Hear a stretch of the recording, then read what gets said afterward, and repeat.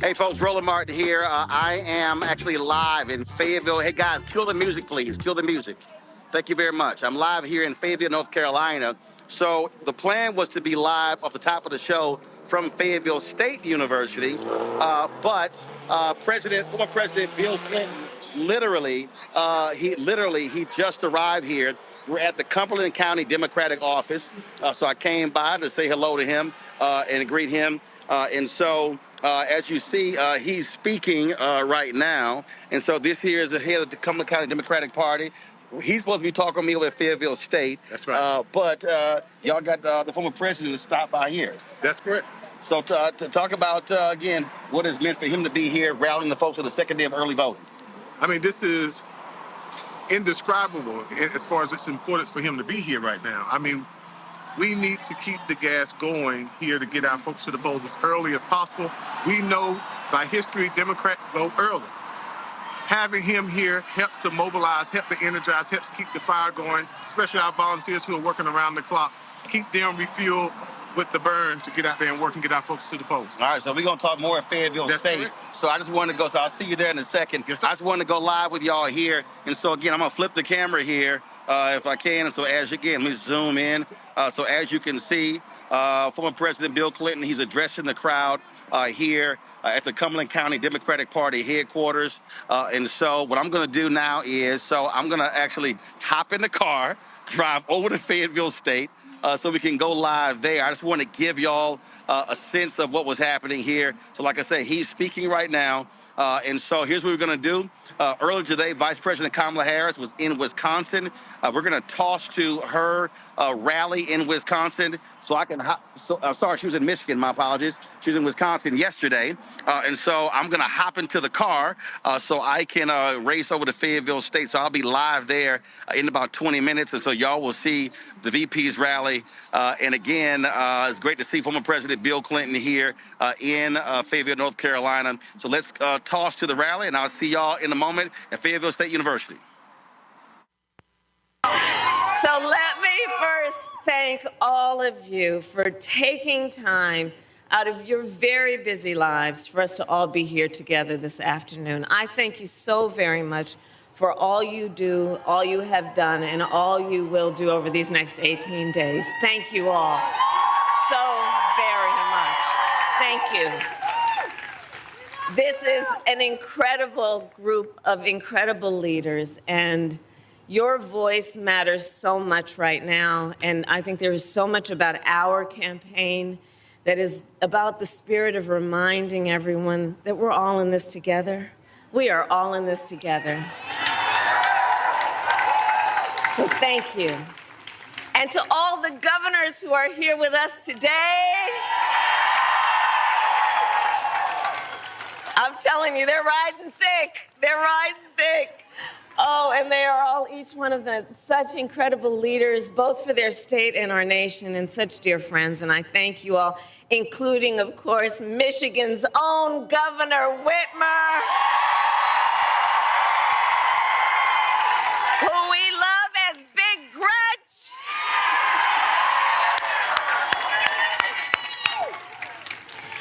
And to the governors, I want to say you've been traveling the country for our campaign, and I'm so deeply grateful for your support. I also want to recognize Senator Stabenow, a champion for Michigan, Representative Skolton, who we will re-elect to the United States Congress. And while we're at it, let's send Representative Slotkin to the United States Senate.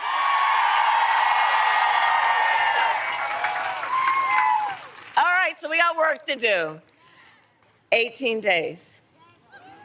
18 days left in one of the most consequential elections of our lifetime.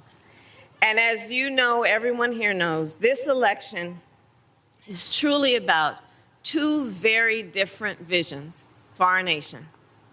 Ours, that is focused on the future.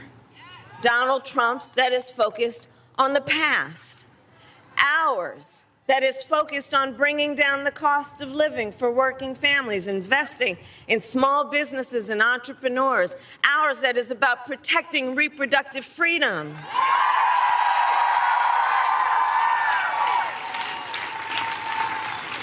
But none of that is what we hear from Donald Trump.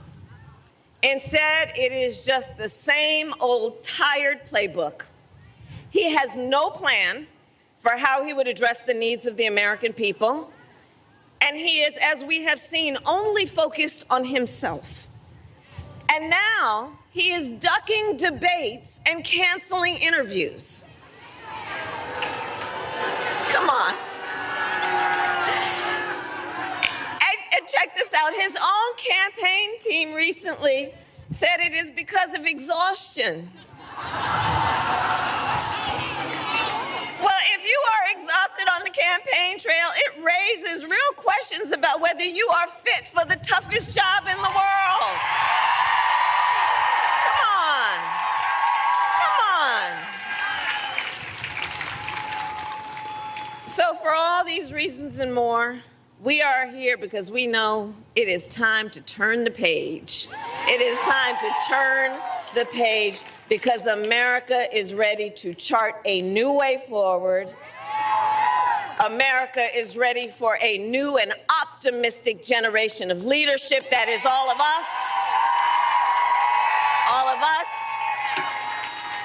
Which is why Democrats, Republicans, and independents are supporting our campaign. In fact, earlier this week, over 100 Republican leaders from across the country joined me on the campaign trail, including some who even served in Donald Trump's own administration. The people who know him best, right? And I believe all of this shows that the American people want a president who works for all the people. And that has been the story of my entire career. In my career, I've only ever had one client, the people.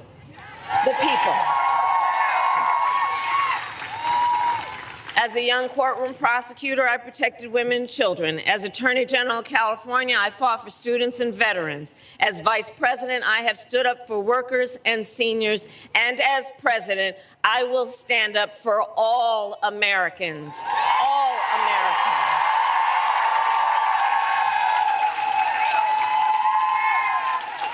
And together, we will build a brighter future for our nation. Yes, we will.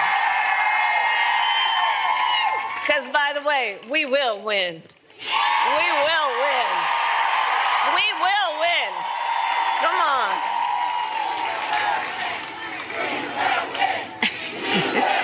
Yes, we will. We will win. We will win. And we will win. And one of the reasons that we know we are working hard toward that win is because we believe together in building a future, in what we can do together as a nation, and a nation of people who see what we have in common more than what separates us. We will build towards a future where we have an economy that works for all Americans. We will build what I call an opportunity economy so that every American has an opportunity to own a home, buy a car, build wealth, and start a business. In fact, do we have any small business owners here? I love our small businesses. I got a plan for you. I love our small businesses. Our small businesses are part of the backbone of America's economy. Bless you all for the work you are doing. So under my plan, we will also bring down the cost of housing. And we will help entrepreneurs start and grow small businesses. My plan will expand Medicare to cover the cost of home health care for our seniors, so that more of our seniors can live with dignity. And, you know, I'll just give you a little background on it in terms of a personal story. So I took care of my mother when she was sick. And for any of you who have taken care of an elder relative, you know what that is, right? It's about trying to cook something that they can eat. It's about trying to find clothes that they can handle on their skin. It's about trying to, from time to time, think about something that'll put a smile on their face or maybe just make them laugh. It's about dignity.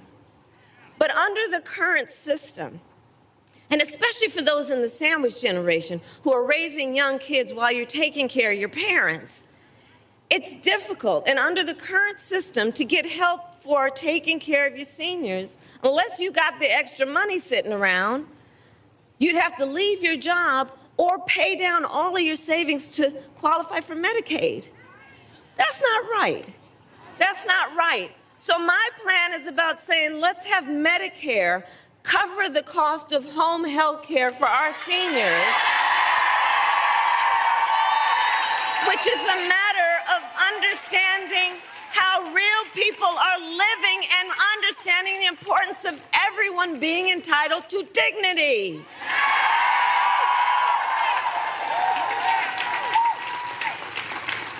Our plan in terms of an opportunity economy will lower costs on everything from health care to groceries. I'll take on corporate price gouging because I've done it before and I will do it again. My plan will also give middle-class tax cuts to 100 million Americans, including $6,000 tax credit for the first year of a child's life so that our young parents can do what they naturally want to do, which is parent their children well, but they don't always have the resources to be able to do it. So let's help them out so that they can buy a car seat, so that they can buy a crib, so that they can take care of that baby's needs during that critical phase of their development. We all benefit from it. We all benefit from it. Dignity. My plan also invests in American manufacturing and innovation because I will make sure America, not China, wins the competition for the 21st century.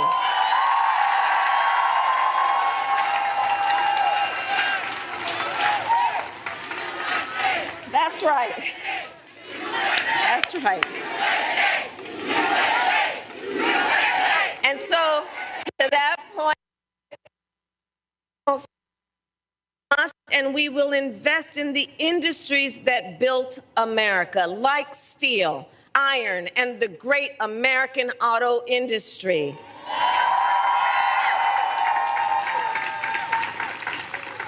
And we will will ensure that the next generation of breakthroughs, from advanced batteries to electric vehicles, are not just invented but built right here in America by American union workers.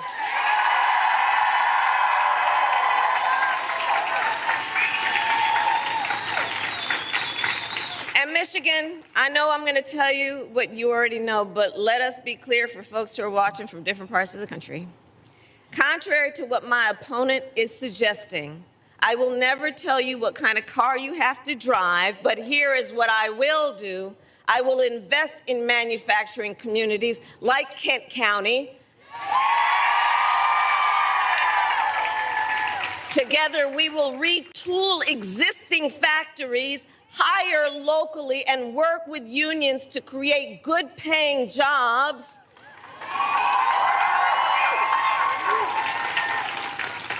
Including jobs that do not require a college degree, because here's where I come from.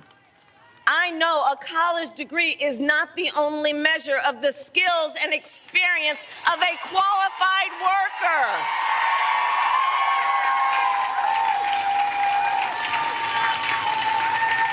And I intend to re-examine federal jobs when you all elect me president, to assess those jobs that should not have that requirement, and then I intend to challenge the private sector to do the same.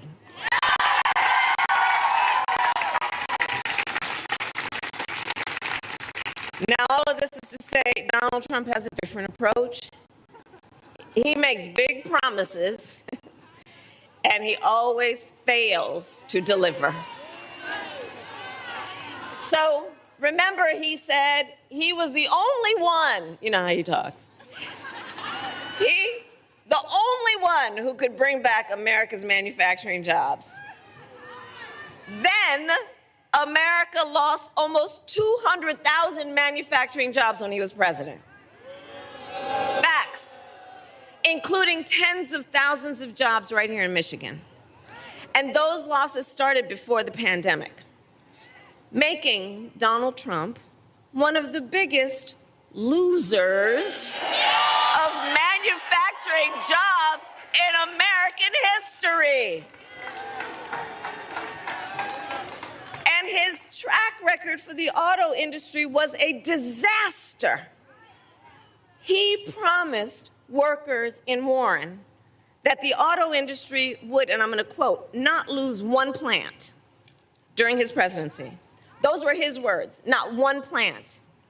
Then American automakers announced the closure of 6 auto plants when he was president, including General Motors in Warren and Stellantis in Detroit. Thousands of Michigan auto workers lost their jobs.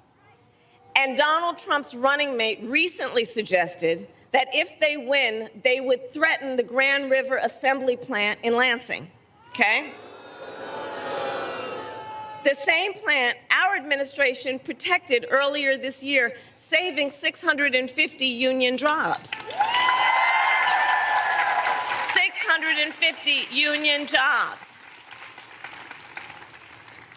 His running mate called those table scraps. So we fought hard for those jobs, and we believe that you deserve a president who will protect them and not insult them. And make no mistake, Donald Trump is no friend of labor. Let's be really clear about that, no matter what the noise is out there. He is no friend of labor. Just look at the record. Instead of his rhetoric, look at the record. And let's not fall for the okey doke. Seriously, he encouraged automakers to move their plants out of Michigan so they could pay their workers less. Understand what that was about. So they could pay their workers less. And when the UAW went on strike to demand the higher wages they deserved, Donald Trump went to a non-union shop and attacked the UAW. And he said, striking and collective bargaining don't make, quote, a damn bit of sense. A damn bit of difference is what he said exactly. that it doesn't make a, quote, pardon my language, a damn bit of difference is what he said. He don't make a damn bit of sense. All right, brother. So Michigan, you know better. Strong unions mean higher wages, better health care, and greater dignity for union members and for everyone, whether or not you are part of a union. Get that straight. Get that straight. Which is why when I am president, I will sign the PRO Act into law and make it easier for workers to join a union and negotiate for better pay and working conditions.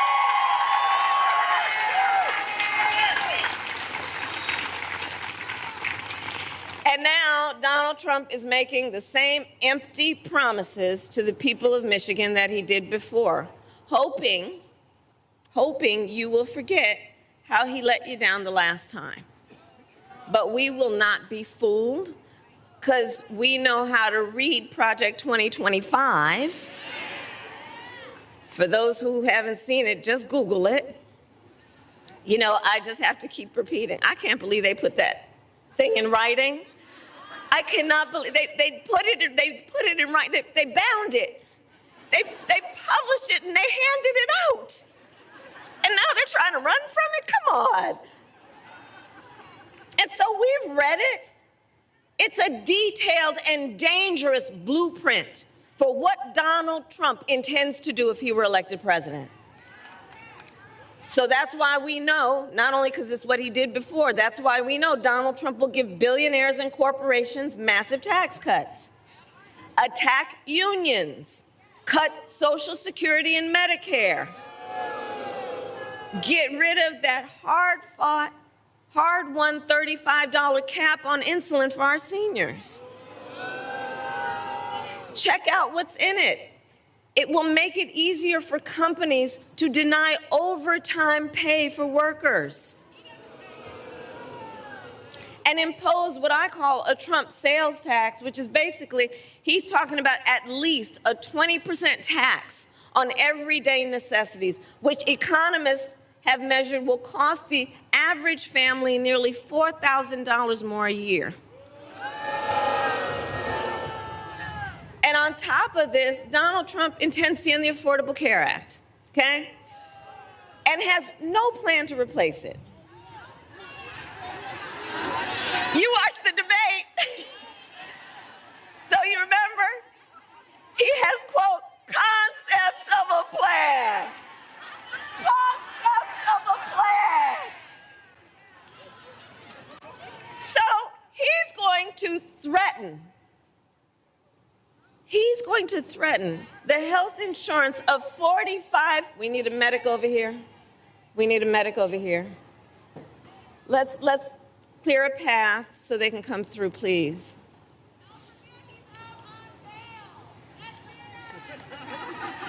And we got jokes over here, grounded in reality. We okay? Okay, we're okay. Thank you all. So,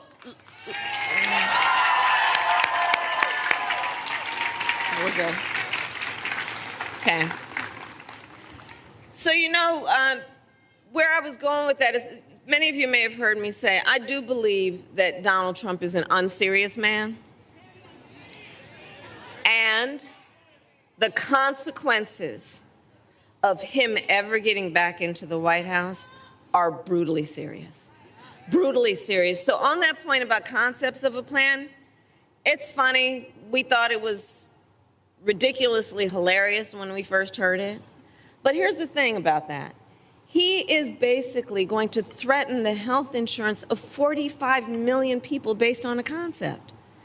And take us back to when insurance companies could deny people with pre-existing conditions? You remember what that was like? Well, we are not going back. We are not going back. We're not going back. We are not going back. We're not going back. And we are not going back because we intend to move forward Because ours is a fight for the future, and it is a fight for freedom.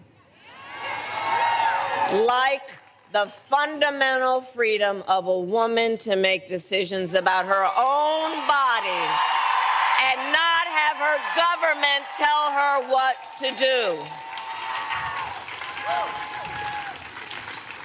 And we here remember how we got to this place, because then President Donald Trump hand-selected 3 members of the United States Supreme Court with the intention that they would undo the protections of Roe v. Wade, and they did as he intended. And now in America, 1 in 3 women lives in a state with a Trump abortion ban. Many of these with no exception, even for rape and incest, which means you're telling a survivor of a violation to their body that they don't have a right to make a decision about what happens to their body next. That's immoral.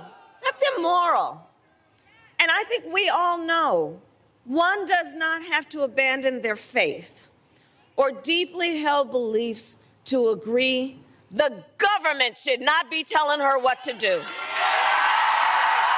Not the government. If she chooses, she will talk to her priest, her pastor, her rabbi, her imam, but not the government, not some people up in a state capitol, not Donald Trump. No. So let me tell you, when Congress passes a bill to restore the reproductive freedoms nationwide, with your help as President of the United States, I will proudly sign it into law.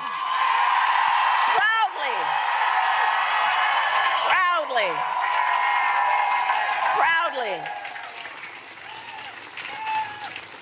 And across our nation, we are witnessing a full-on assault on other hard-fought, hard-won freedoms and rights, fundamental freedoms and rights. I'm traveling our country. I mean, attacks on the freedom to vote. You know, in the state of Georgia, they passed a law that makes it illegal to give people food and water for standing in line to vote. You know, the hypocrisy abounds. What happened to love thy neighbor, right? Attacks on the freedom to join a union, attacks on the freedom to be safe from gun violence, attacks on the freedom to love who you love openly and with pride.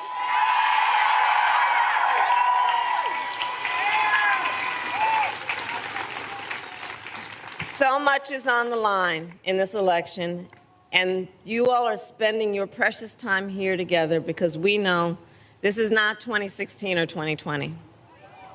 The stakes are even higher this time.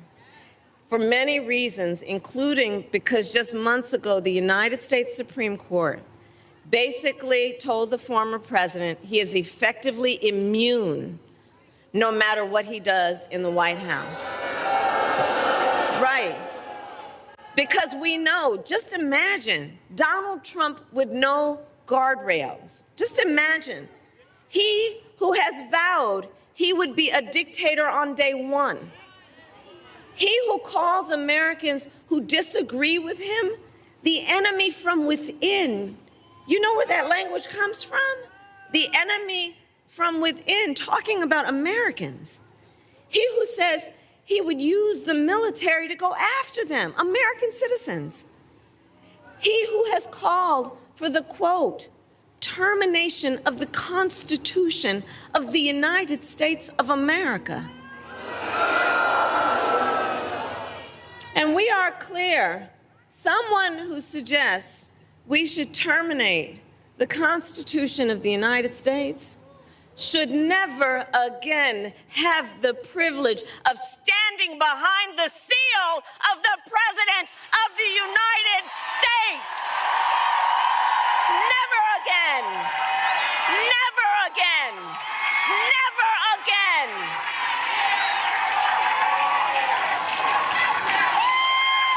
Never again. Never again. So, Michigan, it all comes down to this. We know why we're here together. We know what's at stake, and we are here together for one of the most important of all the reasons.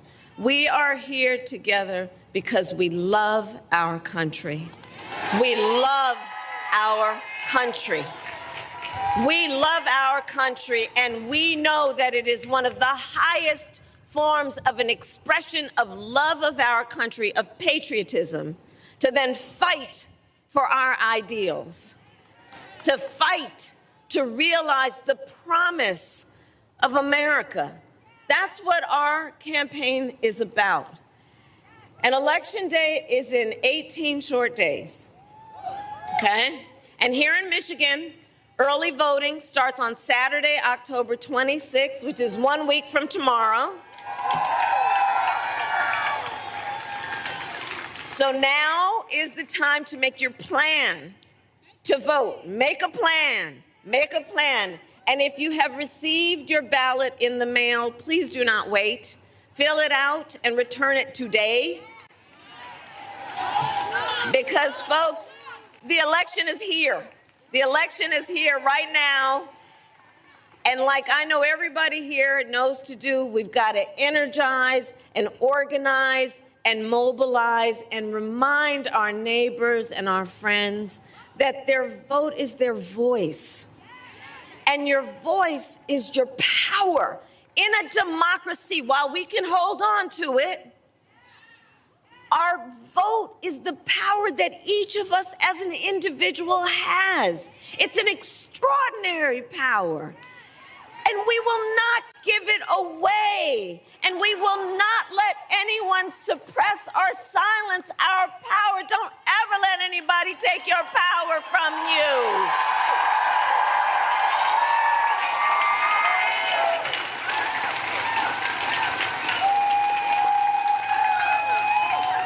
So, Michigan, today I ask you then, are you ready to make your voices heard?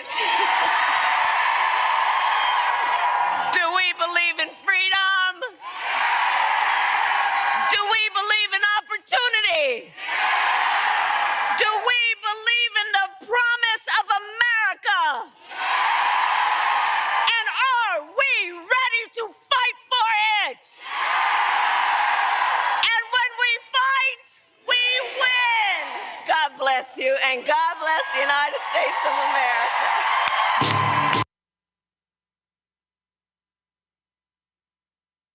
Okay, 3. All right, folks, that was Vice President Kamala Harris earlier today in Michigan. As you can see, I made it. And so, thank goodness, she went a little long in that speech. So we're at the campus of Fayetteville State University. Glad to be back. I was here a long time ago debating Michael Steele. Jesus, how long ago was that? That was like 2009, 2008? Man, that was 16 years ago. So glad to be back on campus. A lot's going on. My frat brother, Reverend Dr. William Barber, he is with the folks at NCCU. They had a news conference earlier. We're going to go to him in a second. We got a panel here. So we kick things off on Wednesday with the Elizabeth City State University band. So let's go ahead and get it with Epsilon Zeta, the Alpha chapter here at Fayetteville State. They're going to get us started with a little stepping. So.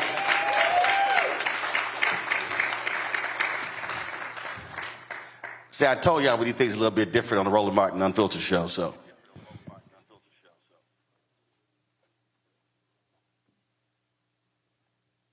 We are the brothers of the air. We are the brothers of the crime. We are the brothers of the air. BHA, PHI, when I go brothers up, Alpha 5. We been around since 1906. And ever since then, we been stepping like this.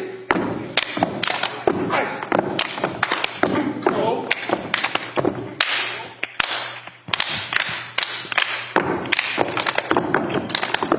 Ice. Oh, 6. All right, gentlemen, appreciate it. Thank you so very much. And so with that, let's just make a transition to my alpha brother, Reverend Dr. William Barber, of course, co-convener repairs of the breach. He is at North Carolina Central University. Reverend Barber, you there? Hey, my brother Roland, how you doing, man? Hey, my brother Roland, how you doing? I'm doing great. So you're there at NCCU. Y'all had a news conference earlier. You're there with a bunch of students as well. Go right ahead. Yes, sir. Well, look, I understand you down at Fayetteville State. We're here at North Carolina Central University. They had over 1,000 students coming early voting today, and they wanted to talk to Roland. I got the sister here. What's your name, sister? Shalexa Sanders. This sister organized this entire thing. We got the precinct president right here, precinct on the campus. Look at the line behind us. People are still in line right now, Roland. They're following your lead, your call for HBCUs to march to the polls. The president of the university was here with them marching, the president of student government. They got the frats, they got all of them, the sororities, they got, even got me, find me. Well, it doesn't matter, people are here. And I want this youngsters, man, you know how you do, you taught me, we give it up to the young folk because we know in this state, the last election only turned by 74,000 votes.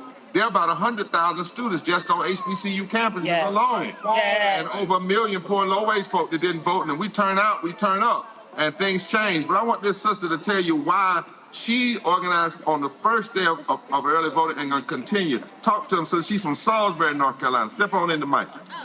Talk to Rose. Go ahead, talk. You can. Your voice matters. It always matters. Please advocate for yourself. Not only yourself, your family, your peers, and your community. I challenge you to please vote during early voting. Vote, period. Really. We have same-day registration. Just please make sure your voice is heard. And then we got the precinct chair rolling. Hey, how you all doing? How did y'all go? Hold on one second. How did y'all go about? Hold on. How did y'all go about organizing and mobilizing to get the 1,000 folks out today? To walk me through that. What was your strategy? How you do it? He wants to hear how you did it. Talk to him about what you did. I cannot lie, it was very stressful. But I've been registering students since the summer. That's right. I started out last year as a sophomore as the assistant director. Now I am the director for NCCU SGA, Political Action and Community Engagement. What kind of steps did you take? What did you do? Did you go to dorm doors? Did you knock on doors? Tell them what you did. We've registered students since the summer. We came back to school and registered students. Got in people's faces, not harass them. But we made sure that students were registered here in Durham to vote at this precinct so that it don't get closed down. So that their voices can be heard. We also had very many voter initiatives like Civic Civic in Color, where Greece spoke on a panel about their experience of voting so they can speak to students as well. Well, let me ask you a question. They don't even have to be registered to come to this poll. You all marched students here today, and 70% of them weren't even registered. They registered and voted today. They registered and voted today. So this is a precinct, Roland, that we fought for in 1984 when you were pushing Jesse Jackson and I was pushing Jesse. We fought to get this precinct on campus and all across. These young folk today have taken it to another level. They marched the folk here, and they were able to register and vote on the same day. Am I right about it? Sir. Eagle Pride. Amplified. All right, so I know we got all the alphas here, but I'm going to go and let that Kappa talk. Say what now? Oh, yeah, the Kappa got to talk. But I'm Say what now? Oh, yeah, the Kappa got to step. Go ahead, let him say a few words. talk, Brother Kappa.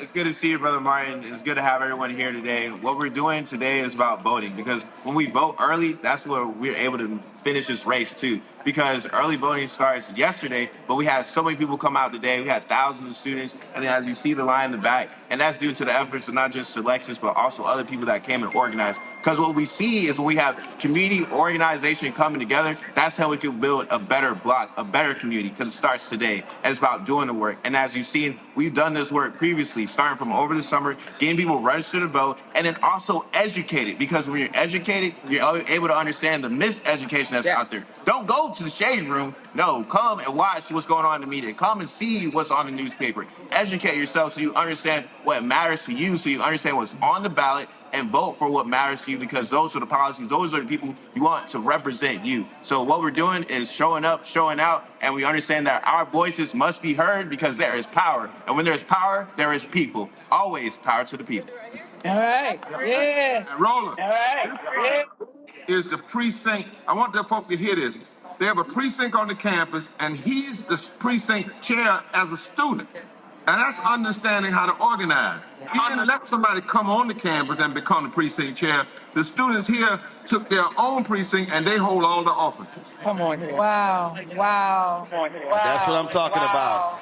And Reverend Barber, as you said, and we always talk about the numbers are there. If we vote with our numbers, we can completely sweep elections across this state and across this country, and definitely across the South.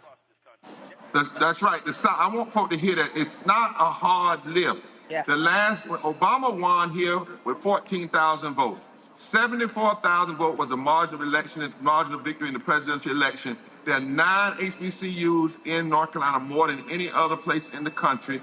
There are over 100,000 students connected to those HBCUs alone.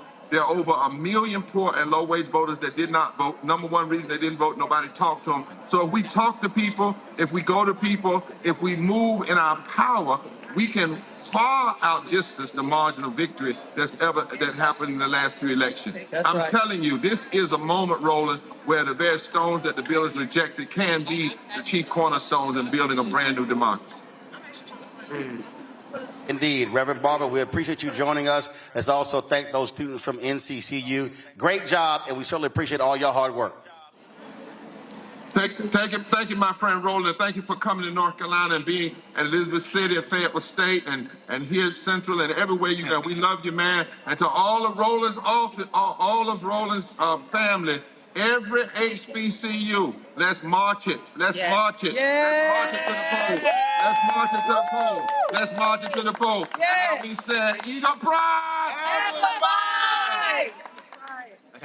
Awesome. Right then, Eagle Pride. We appreciate it. Thanks a lot. Let me introduce my panel, my virtual panel. Michael Imhotep, host, African History Network show, joins us out of Detroit. Matt Manning, civil rights attorney, joining us out of Corpus Christi. Kelly Bethea, communications strategist, joining us out of D.C. Joining me on the panel here at Fayetteville State. We have Derek Montgomery. He is the chair of the Cumberland County Democratic Party. Kia Anthony, mayor of Spring Lake, North Carolina. And also Camila McKellar, was a Smith education advocate. Glad to have 3 of you here. I'm going to start, though, with you, Kelly. You graduated from Bowie State. You heard what Reverend Barber said there, and we talk about this all the time. If black folk use our capacity, our HBCUs, our D9, Prince Hall Mason, Eastern Star, all these organizations we have, but if they organize and mobilize, we can actually have victory as opposed to complaining about other folk winning. Absolutely. And what I love about and culture as a whole is that we truly are family oriented. So to me, when I was an undergrad, it felt somewhat easier to approach my classmates and my colleagues and even faculty when it comes to voter outreach or any type of outreach I was doing on campus, because it felt like I was going to an uncle. It felt like I was going to a brother, a sister, a cousin, a mother figure, etc. And when you are in that kind of environment, it makes it easier to convince. It makes it easier to mobilize, and it makes it easier to promote and encourage and persuade. So I always encourage anybody who's on HBCU campuses or interested in HBCU culture to follow that kind of roadmap of approaching our brothers and sisters as though they are family, because they are. And in the political space, it's absolutely necessary, because while we're not a monolith, we certainly are a family in this space, and we need to mobilize as such so that we can get as much from our government as we are entitled to. Michael, there you don't have HBCUs there of course, in Michigan. But what you also though have, you have significant black organizations. We're seeing right now, I've seen some early reports of absentee ballots being returned in record numbers in Detroit. What are you hearing and seeing from Motown, especially in the wake of Donald Trump trashing Detroit last week?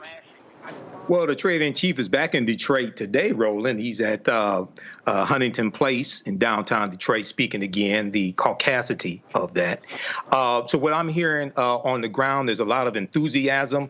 There's still effort to reach out to younger African-American men. I talked to somebody who's organizing an event on the 29th here in Detroit, targeting them, talking to them about the not just voting, but also understanding policy, how policy impacts them, and they will be registering them to vote right there on the spot, and they'll also take them to the voting polls. I'm involved in a couple of events dealing with Project 2025, educating African Americans on that. So there is a lot of excitement here in the city of Detroit. There is also a lot of people who are upset, and I've heard some white people upset with Donald Trump trashing Detroit as well and having the audacity to come back here. So what I'm explaining to them is this is our opportunity to fight back and to stop him once and for all. Your vote is just not your voice. Your vote is power. So when we explain, especially to African Americans who have a history of feeling powerless,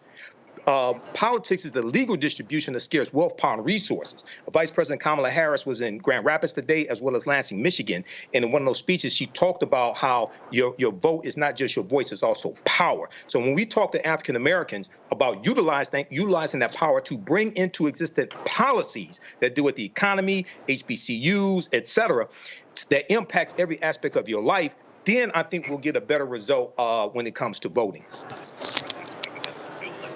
Matt, early voting in Texas begins on Monday.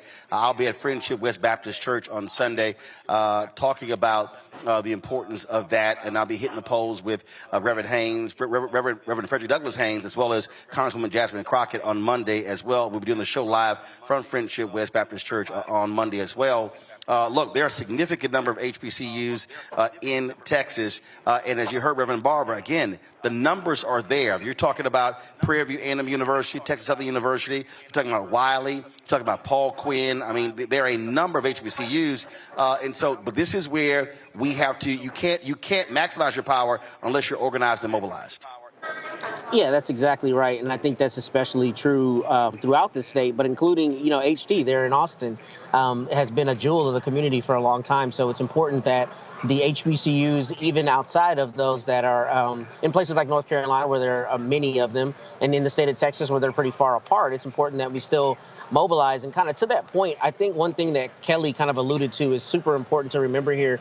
HBCUs are not only a part of the community in terms of the students, but there are so many attendant organizations that are around the HBCUs that are part of that lifeblood for that HBCU community. When I was at Howard, everything I was connected to fed into my time as a student. So that's important because if you have students like this young woman, Selexia, who's done an extraordinary job in registering people, that reverberates to the churches, that reverberates to the Boys and Girls Clubs, that reverberates to all of the things that support those HBCUs, and the attendant effect is pretty huge. So we have to recognize that not only are we mobilizing on the campuses, that mobilization goes outside and has a much larger effect as long as we're concerted in our efforts.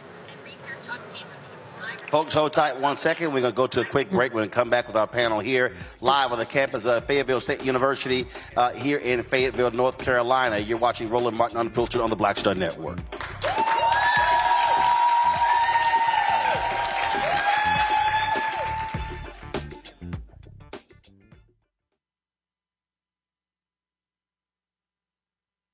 IVF is a miracle for us because it allowed us to have our family. After having my daughter, I wanted more children, but my embryo transfer was canceled 8 days before the procedure. Donald Trump overturning Roe v. Wade stopped us from growing the family that we wanted. I don't want politicians telling me how or when I can have a baby. We need a president that will protect our rights, and that's Kamala Harris. I'm Kamala Harris, and I approve this message. Bob and I both voted for Donald Trump. I voted for him twice. I won't vote for him again. January 6th was a wake-up call for me. Donald Trump divides people. We've already seen what he has to bring. He didn't do anything to help us. Kamala Harris, she cares about the American people. I think she's got the wherewithal to make a difference. I've never voted for a Democrat. Yes, we're both lifelong Republicans. The choice is very simple. I'm voting for Kamala. I am voting for Kamala Harris.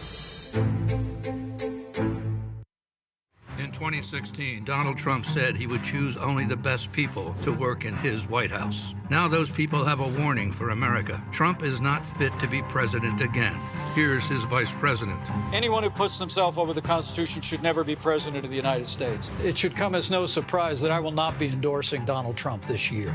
His defense secretary. Do you think Trump can be trusted with the nation's secrets ever again? No. I mean, it's just irresponsible action that places our service members at risk, places our nation's security at risk. His national security advisor. Donald Trump will cause a lot of damage.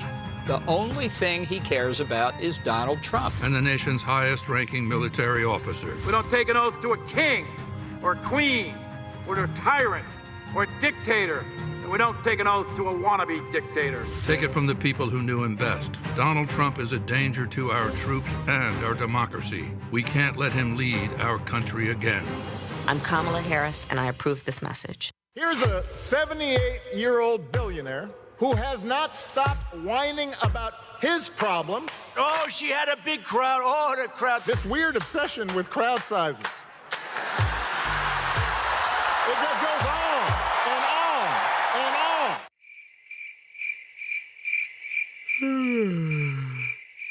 America's ready for a new chapter. We are ready for a President Kamala Harris. I'm Kamala Harris, and I approve this message. You got your little ones out here? I do. This is little George Green, and this is Jameer Adams. My name is Darnisha Mitchell, and we are out here promoting for American citizens' rights to vote. So every vote counts, and your vote matters. So why was it important for you to have both of them out here to experience this? Because they are the future, for one, and I want them to know that their voice matters as well. Even though they're not able to vote now, my son actually was marching saying, we will vote, every vote counts. And it's important for them to know that voting counts. It matters. It makes a difference in the world. So she got you out here working? You working hard? Yes, yes, sir. Okay. All right. You out here working hard? Yes. Okay. And we also have my mother out here, First Lady Darlene Mitchell. You got everybody out here. Yes, my mom. Y'all got the whole family out here. You got your mom out here? Yes. Oh, you made everybody come out. Except for Papa and our brother. So we. She got you out here too? Yes, sir. All right then. So it's 3 generations of y'all out here emphasizing the importance of voting. Yes, sir. So what would y'all say to the folks, somebody who's watching, young brother, young sister, who says, hey, my vote really doesn't matter, it doesn't count? What would you say? Every vote counts. Please come out and vote. We need all the vote for Kamala Harris. All right, how about you?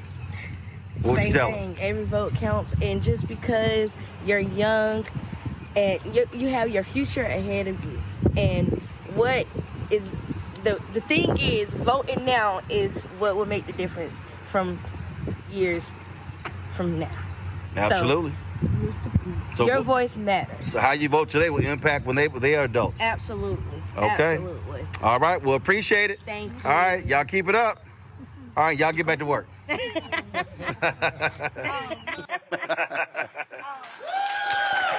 Folks, welcome back to Fayetteville State University. That was earlier. Before we came here, I stopped by 3 early voting locations to chat with poll workers and chat with voters as well, folks who were staying out there. And so I remember that. There's another young lady. We're going to play her video a little bit later. I caught up with. And I'll go to our panel here. And the reason I love that because I probably first election may have been 9 or 10, same thing. My parents worked elections, so I remember being a kid, them dropping us off. It's like, okay, y'all passing these flyers out for this candidate for all day. And it's like, man, we can't go nowhere today. So, they had free labor. So I'll ask the 3 of y'all, your earliest involvement in politics. How old were you?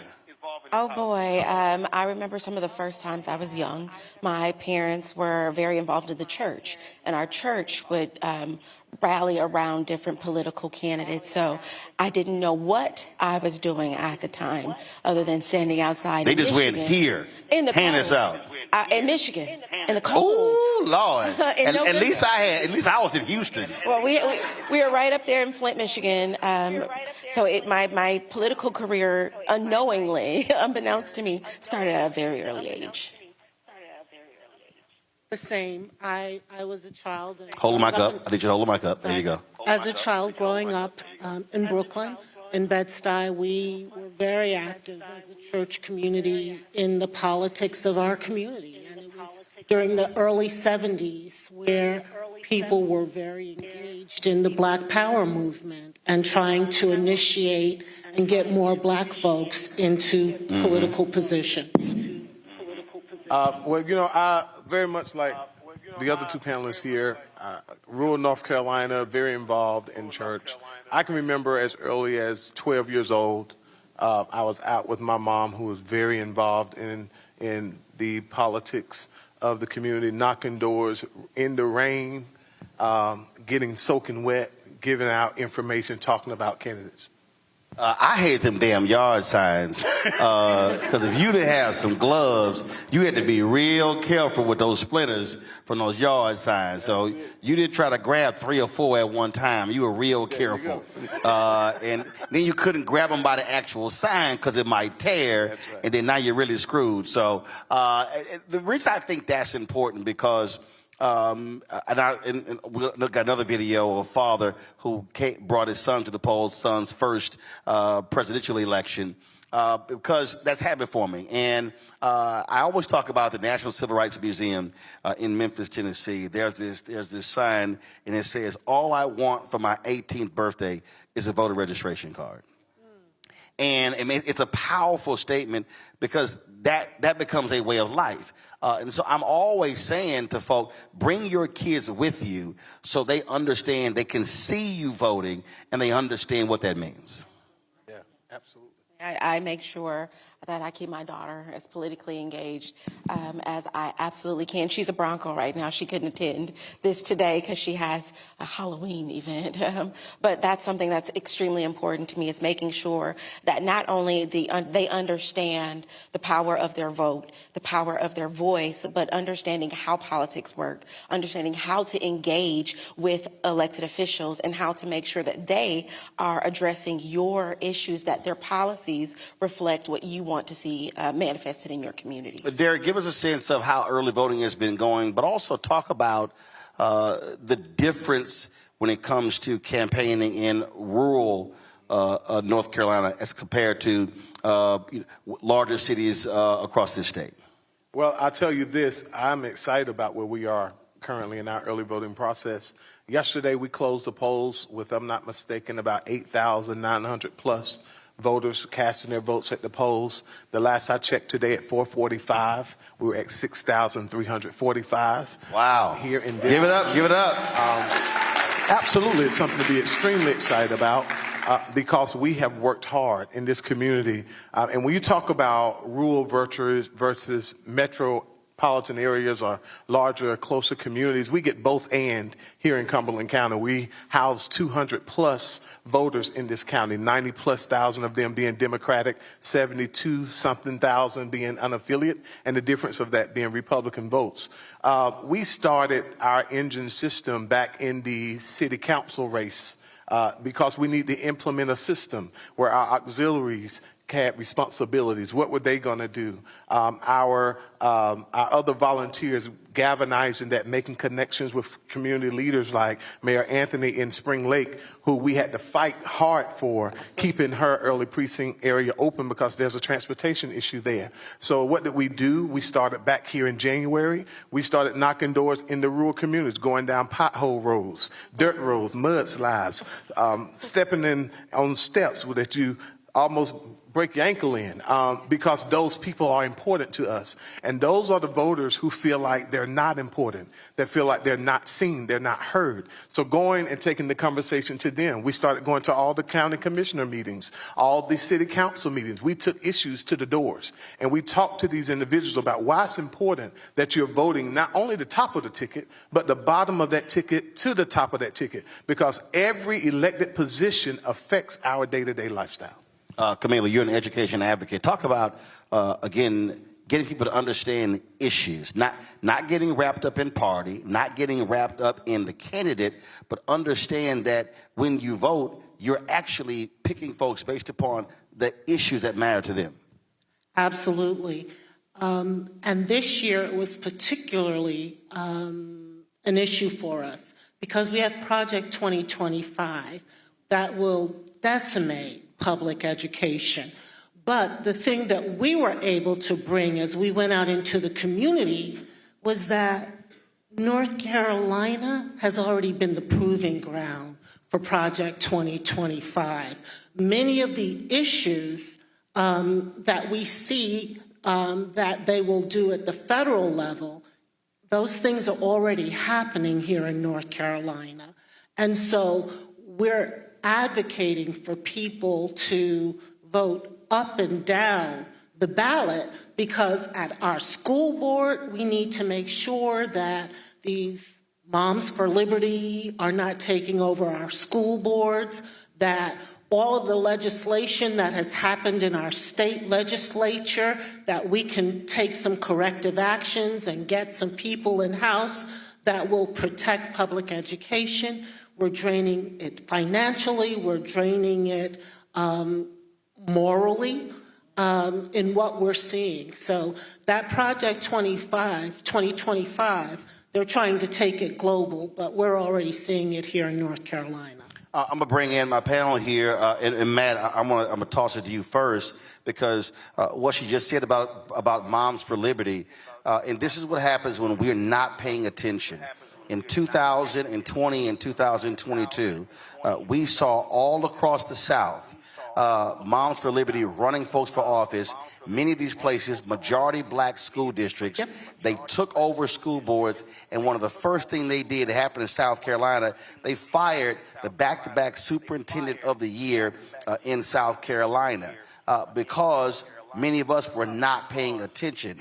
And so this is where we have to understand that, sure, the presidential race is important, U.S. Senate races, congressional races, but so are those school board races. And that's where they started this whole effort of banning books and changing the curriculum. And so that's also how we have to recognize that every year there's some form of election, and we got to be in the game every single election.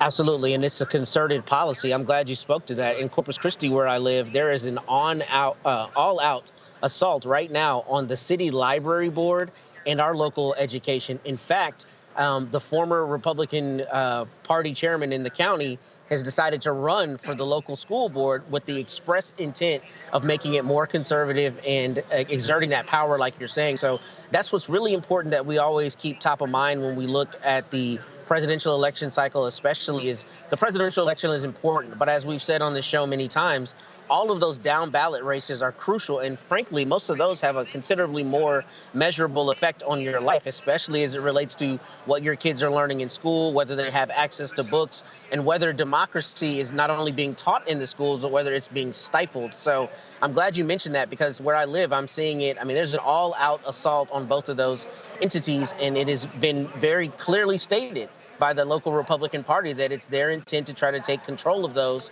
to exert some of those idealistic beliefs or ideological beliefs. And Michael, folks like Steve Bannon, they said that what they were going to do. Now, he's sitting behind in prison right now because for contempt of Congress. But again, he made it clear after Trump lost, they were going to take over state board of elections, local board of elections. They want to take over school boards. And what I keep saying to progressives is, when they tell you what they're going to do, believe them. Absolutely, and you were reading my mind, Roland. Absolutely. I just hear about Steve Bannon and Donald Trump. Steve Bannon said on one of his podcasts that the way to political power in America today is through the local school boards, okay? And people have to understand that that attack on critical race theory, the banning of the books, that's all connected. And Donald Trump launched that September 2020 when he did an executive order banning the use of critical race theory in training for federal employees. Okay, then it metastasized from there. You have Christopher Rufo with his series of tweets in March 2021 redefining what critical race theory is.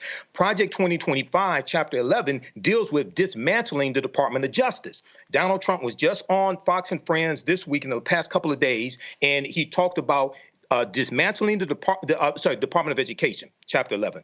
He talked about dismantling the Department of Education, and he also said that he would defund schools that taught woke ideologies like the country was built on the backs of slaves and stolen, and it was built on stolen land, okay? He's on Fox and Friends telling you this, all right? So people have to understand this real coordination between the Heritage Foundation and people around Donald Trump. And on the Heritage Foundation's website, they have an article from January 2018. It talks about how in Trump's first year in office, that the Trump administration adopted about 64% of the policies that Heritage Foundation made in their mandate for leadership in 2017. Because they do a mandate for leadership, the conservative promise, that policy playbook, they do that every election cycle. They've been doing that going back to 1981 with Ronald Reagan. And the Reagan administration adopted 64% of those 2,000 policy proposals that they did then. So this is Project 2025. It's called Mandate for Leadership, the Conservative Promise. This is a continuation. This is not something new. But the question we have to ask ourselves is, when does something new get old? This is why we have to fight and vote to stop this.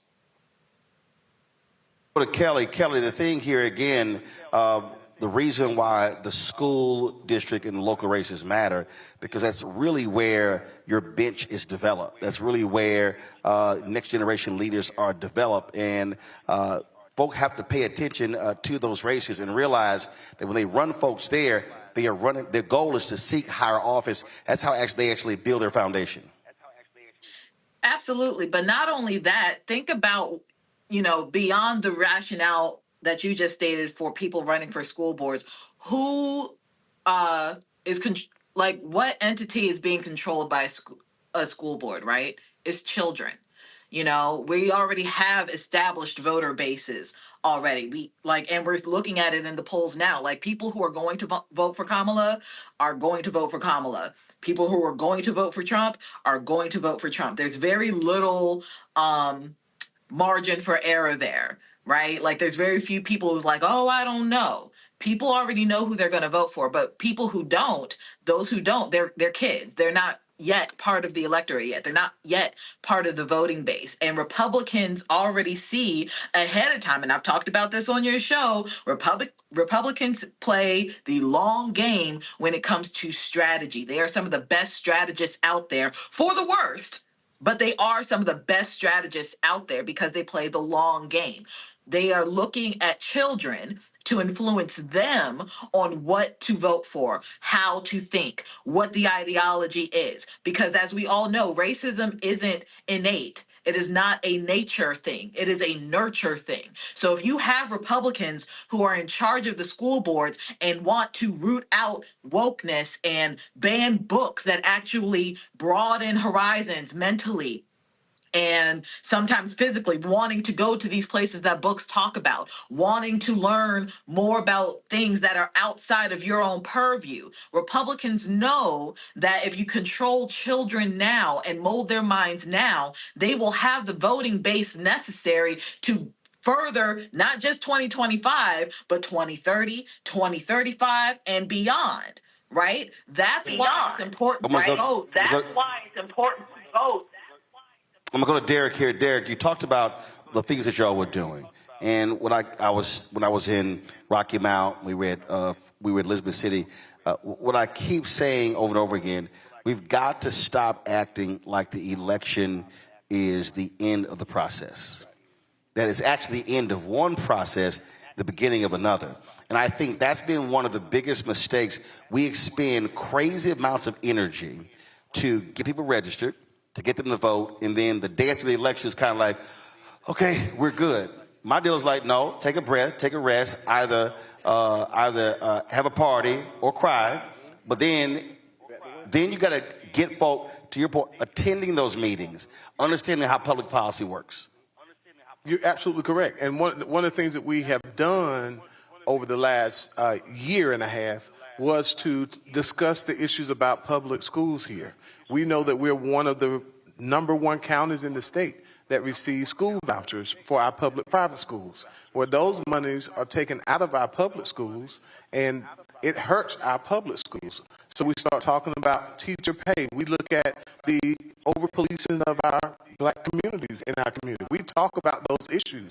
Like, you need to come to your city council meeting, because once we elect them, there have to be individuals like Andrew Malloy's who come to the city council meeting and speak up on behalf of marginalized communities and disenfranchised communities and talk about where we need to invest money in our community that we live in. Kia, I keep telling folks all the time that we're very good at mobilizing on the defensive. Something happens, all of a sudden, folk get going. We hear at Fayetteville State. If Republicans in this state start talking about merging HBCUs, all of a sudden, students, alumni, all of a sudden, folks are engaged. Yet we're talking about annually going to the legislature for funding. You don't have the same energy, and that's the thing for me. We can't always be operating in a reactive position. We must be in an offensive position as opposed to just reacting. Absolutely. I couldn't agree more. And that's one thing about our culture on a whole is we've become very reactionary. Here lately, I kind of dove down a different rabbit hole. We know that we need to galvanize our kids. We know we need to be in these HBCUs. We know the numbers surrounding this, but there is a place where the black culture has become weakened, and we've seen our right-wing evangelicals become stronger, and that's within our churches. Our churches used to be our political hubs, and now we're seeing the other side of the coin galvanizing in the same manner that we saw Dr. King galvanizing their church, but they're spitting out a poisonous political message. And that's why you're seeing these right-wing evangelicals being able to overlook these atrocities of Donald Trump. It's because they're positioning him in the light of a man that's appointed by God, this Christian Savior, and they're inundating their parishioners with these messages. These parishioners are, and this is old and young and rich and poor, and they're all surrounding this message, and we're missing out by not using our pulpit to spread that message as well. We are doing it in our communities. We see it in our school. We're galvanizing our children. Our children see what's happening, and they're galvanizing themselves. But we need to also know that there are other avenues that are being taken to oppose this message, and they're using their churches to do it. So be wise on what's happening. We need to attack this on more than just a political front. Yep. This is a spiritual front as well. Yep. And I'm not trying to take you out of church by any means. In order to defeat your enemy, you must know how they're preparing as well. And they're preparing through their churches. They're preparing their children from the pulpit. And so, again, there's strength in numbers. So while we're coming to our HBCUs and we're reaching our children, don't forget to talk to your pastor. Camilla, I saw the other day, it was his brother. He posted this video. And he was sick and tired of one of his friends coming with Trump misinformation. I mean, this brother was just like fed up. And he finally said, "Say, bro, we can't be friends anymore." He said, "Because all you keep doing is lying." And his friend goes, he said, "What do you mean?" He said, so his friend pulls up this photo of Trump here in North Carolina, wading through the water in a suit. So the brother said, "You think that's real?" Guy goes, "Yeah, it's real." He went, "Do you see any Secret Service around him?" He said, "Do you actually think Secret Service would just let him walk through the water and none of them are around him?" Then he said, "Zoom in on the picture." He said, "How he got 3 hands?" And the brother was like, and the guy was like, "Oh yeah." He's like, "That's what I'm talking about. And it got to the point where this brother, he literally said, we cannot hang out. We cannot be friends. He said, because you keep bringing back crap. And then his friend, they went out. He's like, look, it was a birthday. He's like, last time we gonna party together. And then the brother came back and he said, you know what? I looked up a bunch of the stuff you told me. And man, you were right. And he flipped him. But it was a perfect example of this one young brother is just falling. He said this guy was sending him Breitbart stuff. He was sending all this right-wing stuff to their group chat, and it was all lies. And we have to understand that is real to many folks in our community, and they are believing it. Yes, sir.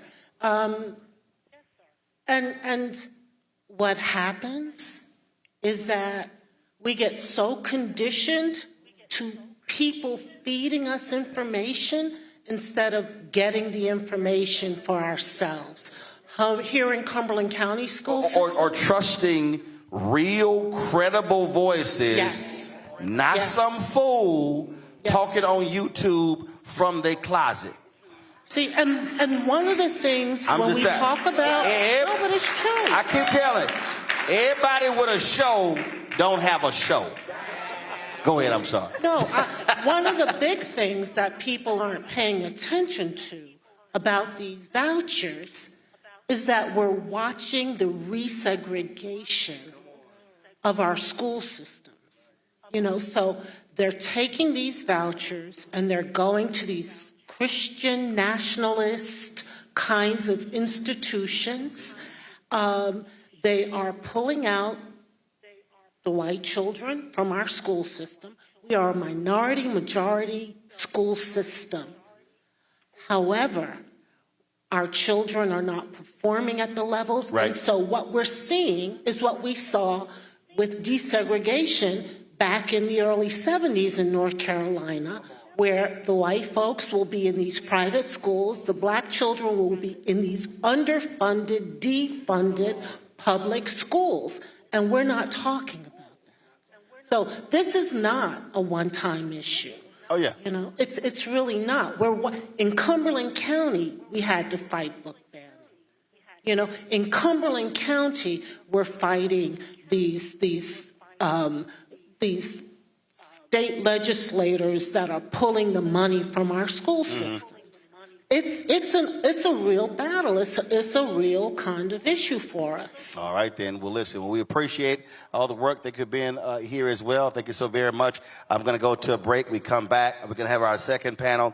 We're going to keep the conversation going. Today is the end of the second day of early voting here in North Carolina. It ends when? Okay, ends the... November 2nd. November 2nd. And you heard Reverend Barber say, folk could actually register on site. All right, so if you're not registered, you can register on site. And I tell everybody, every person, just do your part. If you're not even from here, you know some folk here, call them, text them, threaten them, do whatever needs to happen, and make sure. And I keep telling y'all, I'm a firm believer. If you are not registered and you don't vote, you cannot come to Sunday dinner. You can't come to the house. You can drive by the house, but we ain't giving you no plates. Just letting y'all know. We'll be right back on the Black Star Network.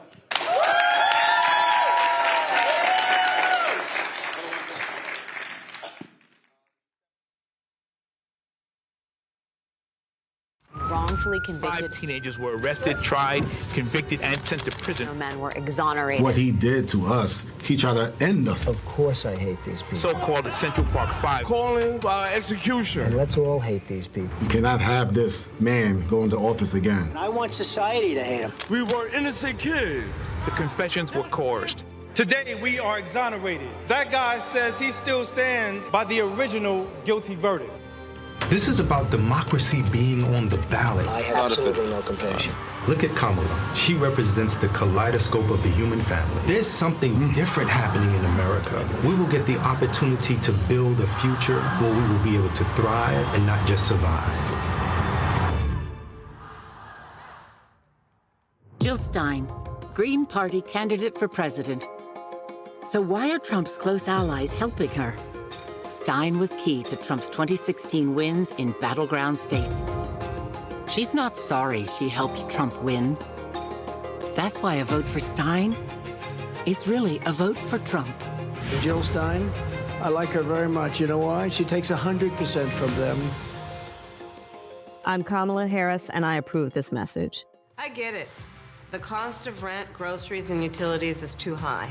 So here's what we're going to do about it. We will lower housing costs by building more homes and crack down on landlords who are charging too much. We will lower your food and grocery bills by going after price gougers who are keeping the cost of everyday goods too high. I'm Kamala Harris, and I approve this message because you work hard for your paycheck. You should get to keep more of it. As president, I'll make that my top priority. It's really rich for Democratic leaders to say that Donald Trump is a unique threat to democracy when he peacefully gave over power. He is still saying he didn't lose the election. I would just ask that. Did he lose the 2020 election?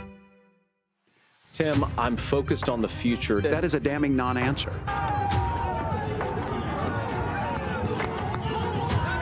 America, I think you've got a really clear choice of who's going to honor that democracy and who's going to honor Donald Trump. I get it.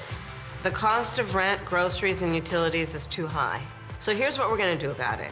We will lower housing costs by building more homes and crack down on landlords who are charging too much. We will lower your food and grocery bills by going after price gougers who are keeping the cost of everyday goods too high. I'm Kamala Harris, and I approve this message because you work hard for your paycheck. You should get to keep more of it. As president, I'll make that my top priority. Just hanging out? Kind of. Kind of? Yeah. So what are you doing? Who you out here working for? I'm working for my grandma, Kathy Gibson. Uh-huh. And yeah. Well, I figured that out because you got it on your shirt. So what, you been passing out stuff? What you been doing? Passing out. Get up. Okay. I have these cards that I've been passing out. Uh-huh. But she told me to stop because I was passing them out too many. Now this your first election? Yes. Oh, really? How old are you? 8. 8. I think I was 8 when I was passing stuff out at elections too. So. Really? Yeah. Yeah. I didn't have a choice either. My parents made us do it too. Yep. So I remember being at the polls all day. It's kind of fun because I get to see new people and kind of meet them. Right. Okay. That's good. So you've been keeping up on the issues? Yes. That's a little while before you can vote though. But if you could vote, who would you vote for? Tell us who you would vote for. Go ahead. You. Well, I obviously be voting for Kathy Gibson. I mean, that's kind of obvious. But for president, who would you vote for? Kamala Harris, of course. Of course? Of course. Okay. Why of course? Because she's going to make Greensboro, Fayetteville, and other states like that better. I don't want to say Trump isn't, but he's still doing some stuff. He's still pretty good, I guess. But she better. Huh? She's better. Way better. All right, I appreciate it. Keep working. Yeah. Keep working. All right. I had a good time there talking to one of the young poll workers. All right, folks. Introducing our panel here. Julian McAllister Smith, Fayetteville State University's National Panhellenic President. Brittany Best, recent graduate of UNC Pembroke. My homeboy Newey Scruggs is a graduate of that. I kept telling him, I said, he went to UNC Pembroke and you broke. But he's better now. I know. But he's an Omega, so, you know, they typically broke. All right, so, Carla. Yes. I will throw shade. Let's be real clear. Oh, you one of them? Oh, you remember that nice little youth group? Oh, bless your little heart. Carlos Callender, recent graduate from UNC Chapel Hill. How y'all doing? Doing good. Pretty good. Y'all good? Y'all good? Don't be nervous. It ain't that bad. It's all good. Just relax. Just chill. I ain't gonna hurt you too bad. All right, so let's talk about it. Among your peers, what have the conversations been like around this election? Or you got some folk who not interested, and they trying to sit it out, and what do those conversations look like? Anybody can jump in. So serving as the NPSC president here at Fayetteville State, we have several events going on to keep our students and our peers civically engaged. So we do have the wide range of some students who are for voting, know what they're doing, and some students who are, well, I don't really see what my vote is doing. So then we go into the educational piece and that mobilization piece to get them engaged. And we also have some students who just say my vote doesn't matter and they want nothing to do with that. So just focusing on showing the importance and letting students know and young people know that we are the next world, the world's next generation. So what do you say to that person who says, well, my vote doesn't mean anything, so I'm not interested? What do you say to them? For me personally, I kind of get a little bit of background. So where are you from? Talking about different things like that to kind of explain how that would go into what that vote means for them, their family, things of that nature. And what's their response? Usually, sometimes no, but sometimes like, oh, I never saw that point of view of it. Do they also know this is a state school?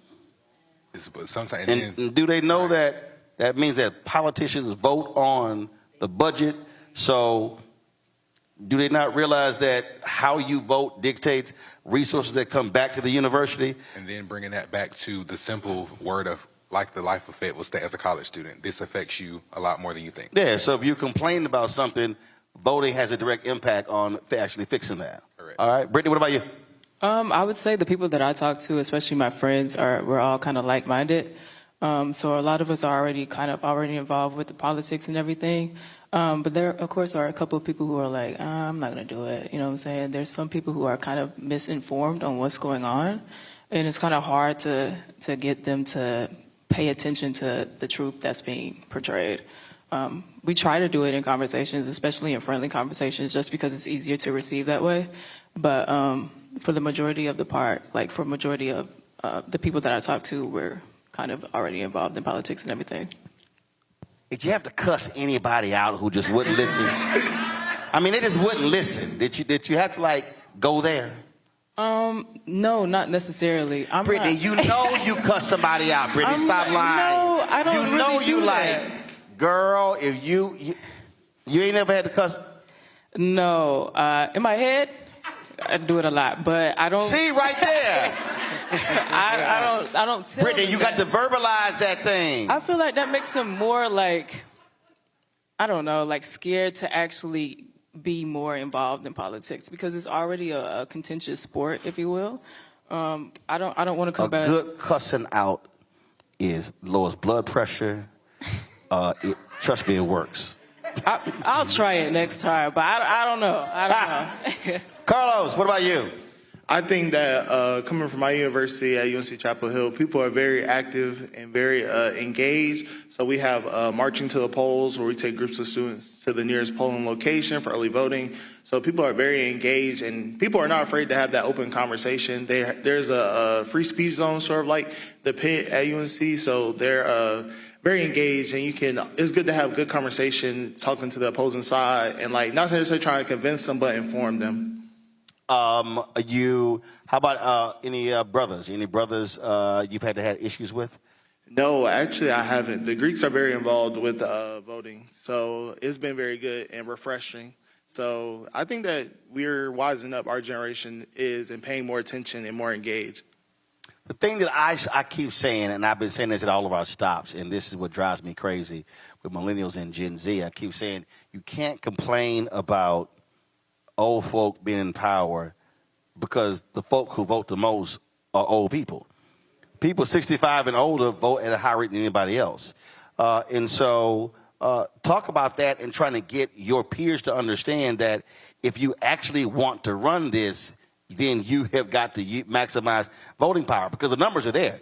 Millennial Gen Z are bigger than baby boomers, but they show up. They turn out in massive numbers. And that's what we're challenging and trying to shift gears with, and saying that the idea that young voters don't vote, yes, it hasn't shown the numbers, but we're trying to do our part in getting young voters out there so then we can potentially see. I think that people in office are going to generally gradually start to get younger and younger as we wise up and take over more, as we're trying to create change and mobilize students. So I think that, and it's shown with engagement with videos I've shot and other things like that. So I think we'll surprise you. I agree with that. I just want to piggyback off of that as well and just say I think representation matters in this sense. Just for us being up here and speaking to you shows that people of our age group are involved, and it allows like our friends to also be like, hey, if they're involved, I can do it too. I also want to like just shout out our state Democratic Party chair, Anderson Clayton, who's like the youngest party chair. And just being able to see her and just to like guide students towards Where's she at? She's not here. Okay, well, you shouted out. You're like, let me shout out something like, where's she at? No, she's not here. But I'm just saying, like, what's her name? Anderson Clayton. Okay, Anderson again. Clayton. Clayton. Mm-hmm. Okay, all right, go ahead. Yeah. She's a state. She's a chair? state Dem party chair. Okay, all right. And she's like the youngest to ever do it. And just to like know her, she actually came to Pembroke. She spoke with students. She was like out there just being seen on campus as a young person involved in politics. So I think it really matters that we are out here doing the work. I agree. Definitely. Like she said, like all of them has said, I feel like as we are getting older, representation will change. People are aging out, so it'll be our time to move in and move up within that election and with that leadership. They like, y'all need to hurry up. They like, y'all take it too damn long. Rome was not built in a day, so I would say that. I said Rome was not built in a day, so Rome wasn't built in a day, but we don't live in Rome. But we are taking action. The reason I press this is because I hear lots of chatter, and what I keep saying is that doesn't equate to voting, doesn't equate to power. And again, when I'm looking at numbers, when you look at any study of numbers, 65 and older votes the highest, 55 and older second highest. The further you go down, the lowest turnout is 1839, and really 1835. And it just comes down to, and like for instance, the first video that I played, that's also how we have to rethink voting.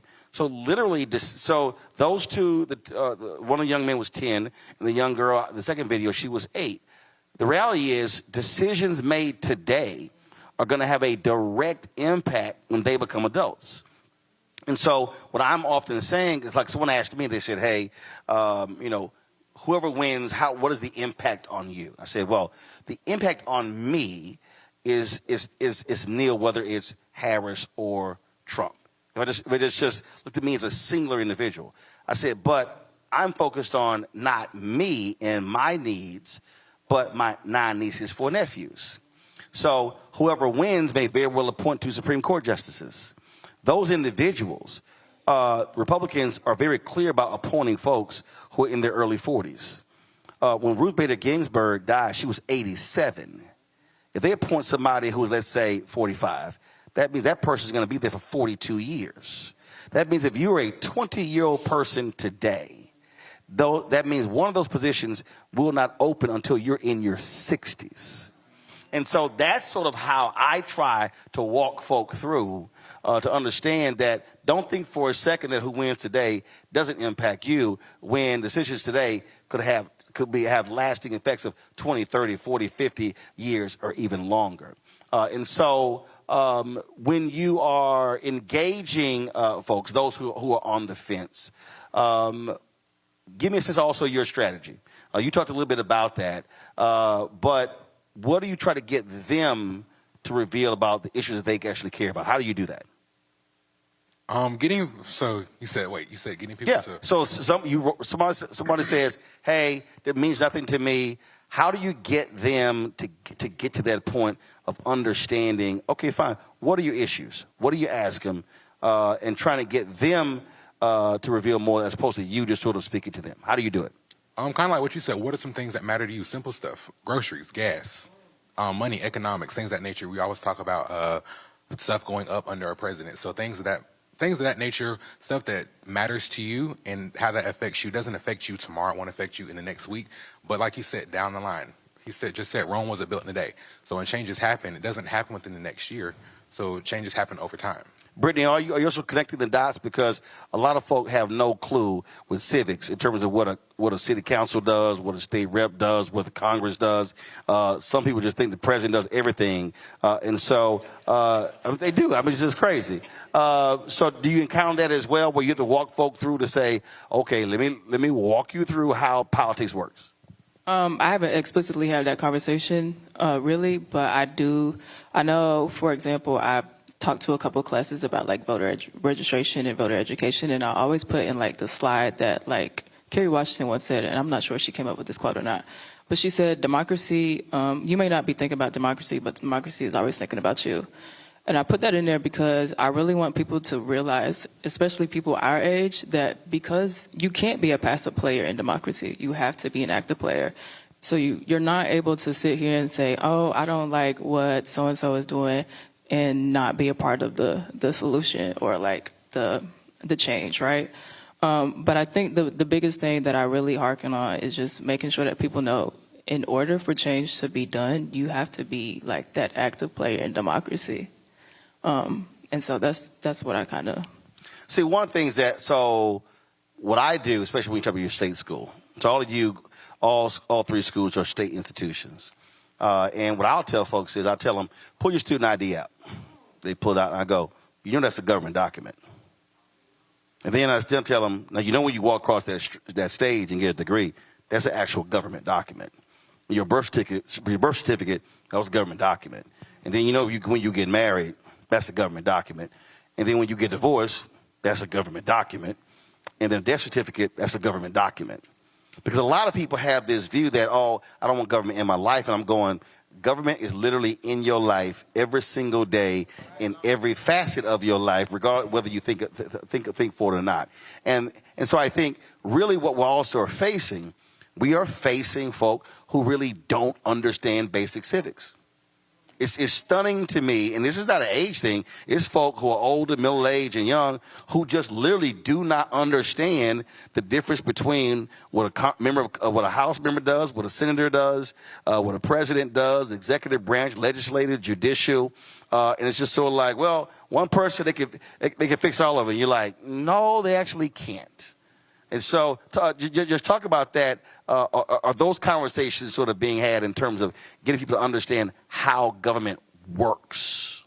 Yes, I think there's a balance, because I believe in effective communication, and communicating to communicate is pointless. So if they're not willing to wise up and accumulate the knowledge, it's important to meet people where they're at and communicate to understand, which is important. So I would teach them the effects of that and like what affects them, and talk in a language that mostly affects them. So like, if it's a woman, I'm going to talk about like birth control rights and stuff like that, because that directly affects them, as opposed to that affects a dude too. As well, it does. It definitely does. No. But here's what I'm saying. That so, for instance, when the vice president was talking about black maternal health, what I kept explaining, even on the show, men should be listening to that, because if you're having a black maternal health conversation, that's obviously somebody's wife, someone's girlfriend, someone's mother, someone's niece, but also they're birthing black boys. Yeah. So we have to think about issues differently, as opposed to them being gender specific, because they actually have an impact on a woman as well as a man. Yes. Okay, so now I had a question for you. So go. Everybody in the crowd seems to laugh when I said Rome wasn't built in a day. But I'm pretty sure when looking at the numbers, when I try to take a quick glance, it's been like that for a while, where older people vote more. So when you guys were younger, it was still the same problem of older people not voting.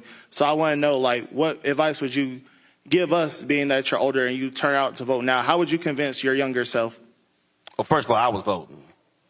You gotta remember. So Roland didn't need convincing at 18, because again, that was always the case in my household. But how I see in terms of when I'm communicating with someone, whether they are 18 or whether they are 80, what I say is, give me 3 things you care about. Give me 3 issues you care about. And then when they give me those 3 issues, I then, depending upon what we're talking about, presidential, U.S. Senate, House, governor, state rep, state senator, city council, county, school board, DA, judge, I will connect whatever those races are with that particular issue. So Matter of fact, it was 2016. There was a young sister. I had my radio show. It was a sister from North Carolina. She called the show, and she said, I'm not feeling Trump. I'm not feeling Hillary Clinton, so I'm going to focus on state issues. I said, okay. All right. And I knew she knew what the hell she was talking about.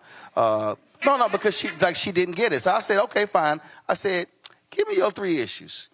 And she said, her first issue, she said voter suppression. I said, okay. I said, you do know federal judges play a role in that. I said, and then I said, who picks federal judges? President. I said, who confirms federal judges? Senate.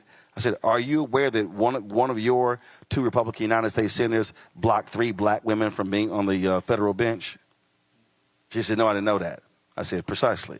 I said, so then she went to her second issue and her third issue. All 3 issues, there was a direct relation with who was president. I said, so can you now explain to me then how you could sit out? I said, you ain't got to love Hillary Clinton to vote for Hillary Clinton. I said, but you do have to understand whoever is sitting in the Oval Office is making decisions that have an impact on your 3 issues. And I walked her through each in terms of the role there. And it completely blew her mind because she actually thought I could leave the top of the ticket blank and then just only focus on my state. I said, no. Then we would start talking about funding. I said, do you know what block grant funding is? She said, so yeah, I heard of it. I said, well, block grant funding comes from the federal government. I said, they don't send to the city, it goes to the state. I said, so whoever's a governor, I said, is going to determine how that money gets applied to the states. Same thing. And so, again, she was just thinking I could tap out of the presidential race. I said, that's the last thing you can do on your 3 issues. And so that's the approach that I take. And again, we have to recognize people literally don't understand civics. Other thing I would challenge everybody here, do this as well. Tell them or ask them, who's your city council member? Who's your county commissioner? Who's your state rep? Who's your state senator? I can guarantee you 95% of the people you ask have no idea. But if a person says, man, my grandmother has a problem with Social Security check, you can't call a city council member. That's Congress. You got to call a U.S. House member. If somebody says, man, we need some speed bumps in our streets, you can't call the House member. You got to call a city council member. But if you live in a rural part of the county, you got to call the county. See, again, it's understanding how politics works. Yeah. And so we have to understand most people don't really understand the inner workings of politics, but they just got problems. So we have to walk people through to understand if you want your problem fixed, this is how you actually have to do it. And so that's really what the goal is and how we have to actually operate it. And so I don't care what the age is, and that's how I've always operated to get people to understand that particular point. Thank you for that. Cool. Anybody else got questions? Y'all too stiff up here for me. It's supposed to be unfiltered. Y'all need to loosen up. Loosen up, relax, chill. Like Brittany over there, like, oh, what kind of tips you got? I'm like, just relax. Take it easy. I just wanted to be prepared. That's all. No, you good. You good. Last question I have for y'all. Let's see here. Last question I have for you. I talked earlier about how do we stay involved. So what's your plan when the election is over? You talked about the things that y'all were doing. Are you still going to keep that organization and mobilization in place to now begin to address other elections or other issues? Yes, I think the problem is we wait until election year to try to get the voter education and mobilization, so keeping that momentum going throughout. So when the next presidential election comes, you're not having to fully educate. See right there. Not fully educate, but you know. You just made the first mistake. You just said the next presidential election is 4 years away. Right. There are elections in between that. Boom. You got to worry about the building blocks. Boom. So next year, you likely have municipal elections here. Then you're going to have state elections. And then in 26, you're going to have midterm elections. All right. And then, of course, you're going to have, so again, that's my whole point. I want us to not be thinking presidential election to presidential election. I want us to be thinking election to election, which means when is the next school board election? When is the next city election? the next county election, the next DA election, the next judge judicial election. That's how we have to be thinking. And so to keep those infrastructures in place, and so then we just simply, and then keep the infrastructure in place, so whoever wins, we now are activated to go to the state legislature, the county meeting, the city meeting to make our demands. Go ahead. You want me to go? Yeah, you about to jump in. Go ahead. I would definitely say that, yes, we do. So just to shout out my organization. So Black Student Movement is the largest student movement at UNC Chapel Hill in its history, and it's been standing for 76 years, I think. A part of that, along with South of the Hill and some other organizations. My time there, obviously I'm not there, but I have put people in place in those stepping stones to be able to continue the legacy. So we actually do voting awareness and events like that each year. So that's why I was like, I'm glad you said something about when you're talking about the next presidential election, when it's really that you need to hit the small building block stones to the big picture. Yep. So you like building a puzzle and making the pieces fit together. So definitely it's about raising awareness. I think that, as like, not saying that you weren't informed or didn't know, but the fact that now you know that there are elections in between, that makes a big difference. So I think it's important to continue doing those. That's why the work you do after the election is actually really important and gets very yeah. And I'm gonna bring in I'm gonna bring in a panel. I know Matt's still there, Michael's still there. Is our panel still there? Yes. Y'all let me know. Talk to a brother. Are here. Talk to a brother. Panel still there? We're here. All right, cool. Glad to see y'all still there. The thing here, Matt, the reason I wanted to make that point there, all those elections, how HBCUs could literally control local elections wherever they are. Prairie View A&M University, the reason Waller County has been fighting Prairie View for the last 30 years is because Prairie View students could literally determine who the county officials are if they voted in mass. We were just talking Wednesday in Elizabeth City, exact same thing. So when you look at where a lot of these HBCUs are, they are the largest employer and they're the largest block of voters. And so that's what I'm talking about. If we keep our organization mobilization in place, we can literally run the table in terms of school boards, city councils, and county governments where many of these large public HBCUs are located. Yeah, I definitely agree with that. Okay, hold on one second. Hold on. Yeah, that's a really astute point. Because one of the things we've talked about is rural Black voters and them being left out. To this extent, to your point, I mean, if the HBCUs galvanize the right way in certain places, you not only can control those elections, but you build a block that becomes very hard to penetrate in subsequent elections. And one thing I wanted to mention about civic information is, one of the things that complicates that now is we have people in positions who are doing things that kind of blur those civic lines. A good example is Ken Paxton here in Texas with a lot of his aggressive litigation that the Attorney General doesn't normally do.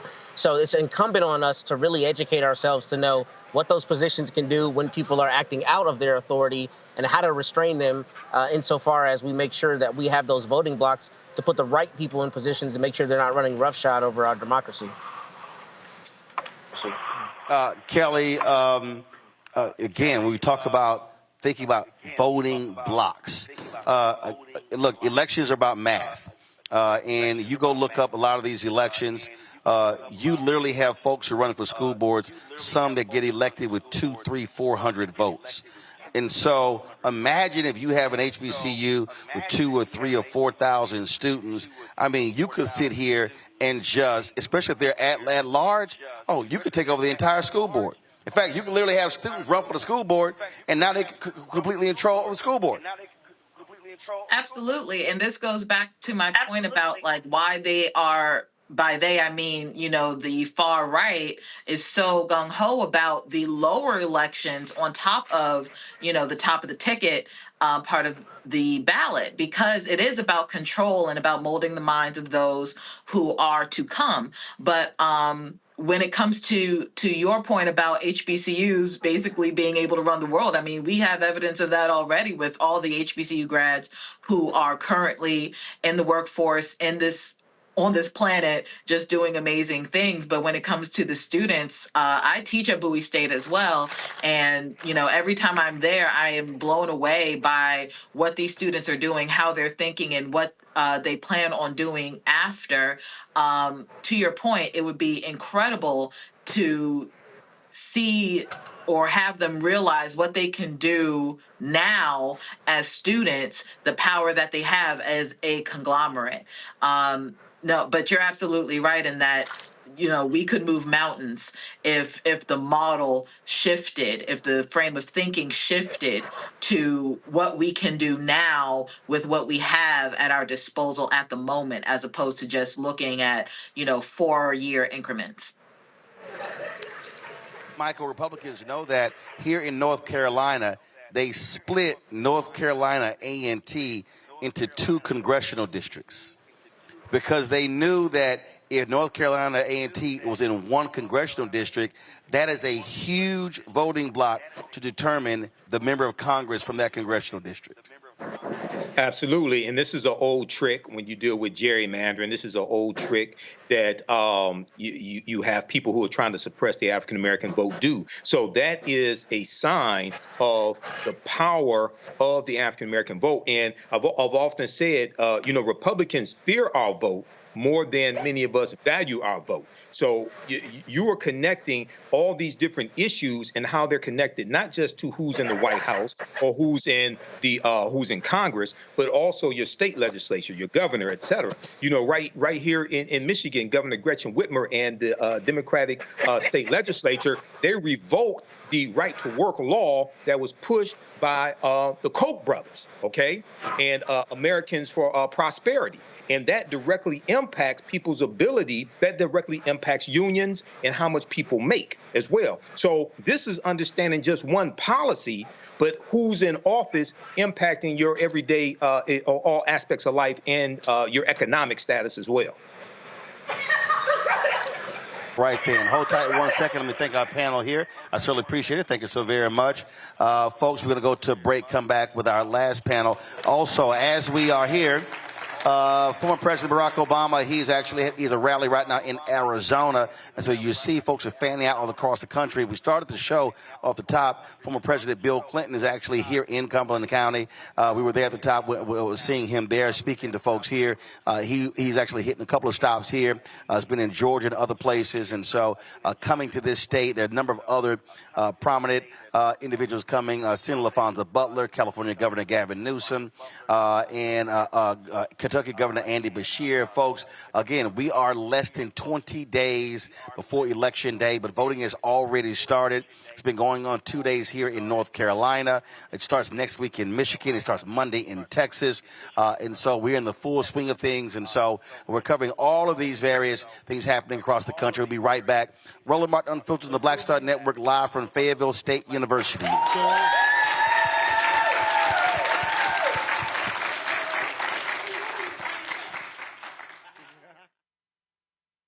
Winners never back down from a challenge. Champions know it's anytime, any place. But losers, they whine and waffle and take their ball home. Trump now refusing to debate a second time. He did terribly in the last debate. He's so easily triggered by Kamala Harris. Well, Donald, I do hope you'll reconsider to meet me on the debate stage. If you've got something to say it to my face. I'm Kamala Harris, and I approve this message. He told us who he was. Should abortion be punished? There has to be some form of punishment. Then he showed us. For 54 years, they were trying to get Roe v. Wade terminated, and I did it, and I'm proud to have done it.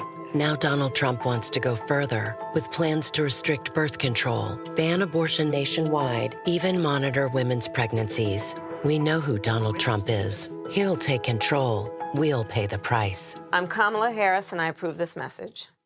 How we doing? We're good. What about you? I'm all good. All right, so you came to vote? Absolutely. All right. Absolutely. The right way. Okay, what's that? That's for Kamala Harris. All right, then. Yeah. That's a straight Democrat right now in North Carolina. Let's get it. Josh Stein, Smith. We got a lot to do today. So make certain that we come out, vote early. Vote early, guys. Come on, let's get it. We got to do this for for democracy. We got to do this for our country, right? Let's go get it. All right, you voting as well? Yes, sir. All right, then. It's your first election or you voted before? Yeah, this is my first primary. primary. But your first presidential election? Yes. All right, so how do you feel? I feel good about it. I'm about to vote for Kamala Harris, Democrat. So what would the both of y'all to say to the folks out there who question whether brothers are going to support the sister? Listen, you see my shirt? Uh-huh. Black men have feelings. Yep. And we got feelings about voting, right? And we're voting to support black women, a black woman, because we support black women in America. That's what we do. So, we're here to do it. What do you say to the young brothers out there who say, I'm not really feeling this voting thing? I think you definitely should go out there because your vote does matter. Every vote counts. And yeah, that's how I feel about it. All right. Gentlemen, good to see y'all. Thanks a lot, man. All right, y'all be well. All right. Take care. Oh, no, hold on. See, there you go. Now, we try to throw that in, that little okay sign at the end. You got to get it. Okay. It's more than okay. All right, then. Take care. All right, folks, we are back at Fayetteville State University. While we are here, as I said, this is a live look of former President Barack Obama in Arizona. That rally is taking place. Y'all go, pull that rally. There we go. He's there in Arizona. And also, while that is happening, Vice President Kamala Harris has her third stop. She is in Oakland County in Michigan, and so that's that rally as well. We are live streaming both of those on the Black Star Network, and so those simultaneous feeds are going on at the very same time, and so a lot of stuff is happening. Let me bring up right now Julie Womack. She's the head of organizing Red, Wine, and Blue. Janice Robinson, North Carolina Program Director for Red, Wine, and Blue. They're joining us. Glad to have y'all here. So first question. What the hell is red, wine, and blue? y'all having wine parties? What y'all doing?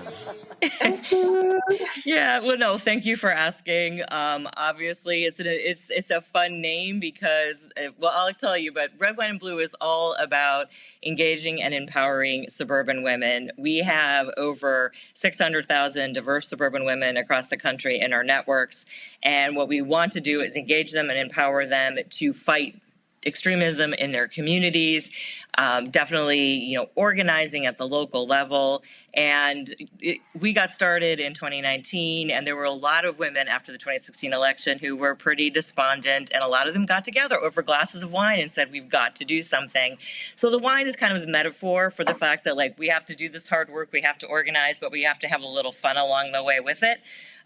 We like to say we take the ick out of politics.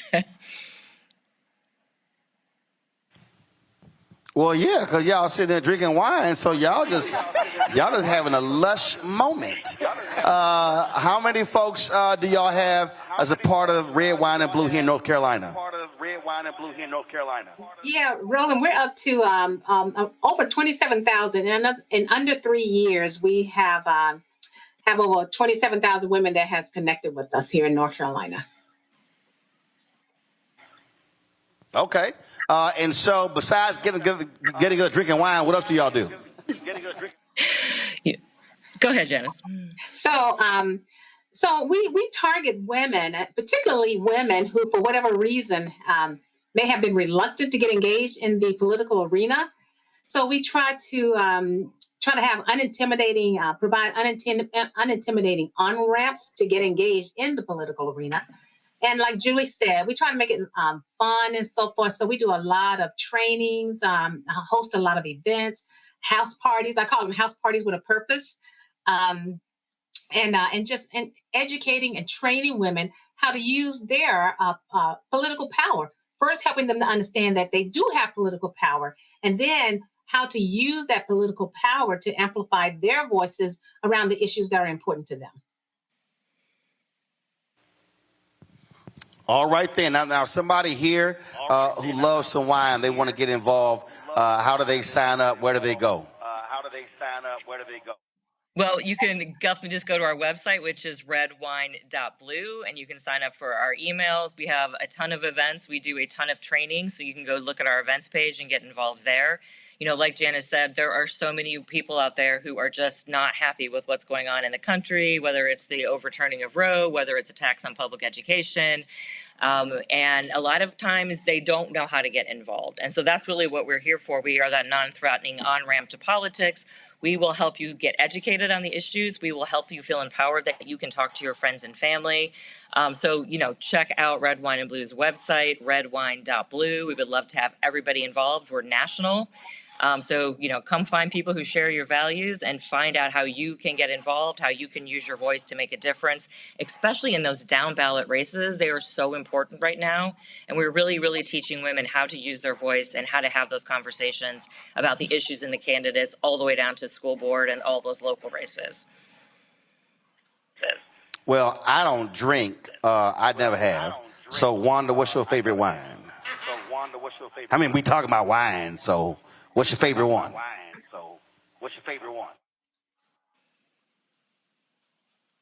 I'm sorry. Wanda, what's your favorite wine? I'm sorry. Wanda, what's your favorite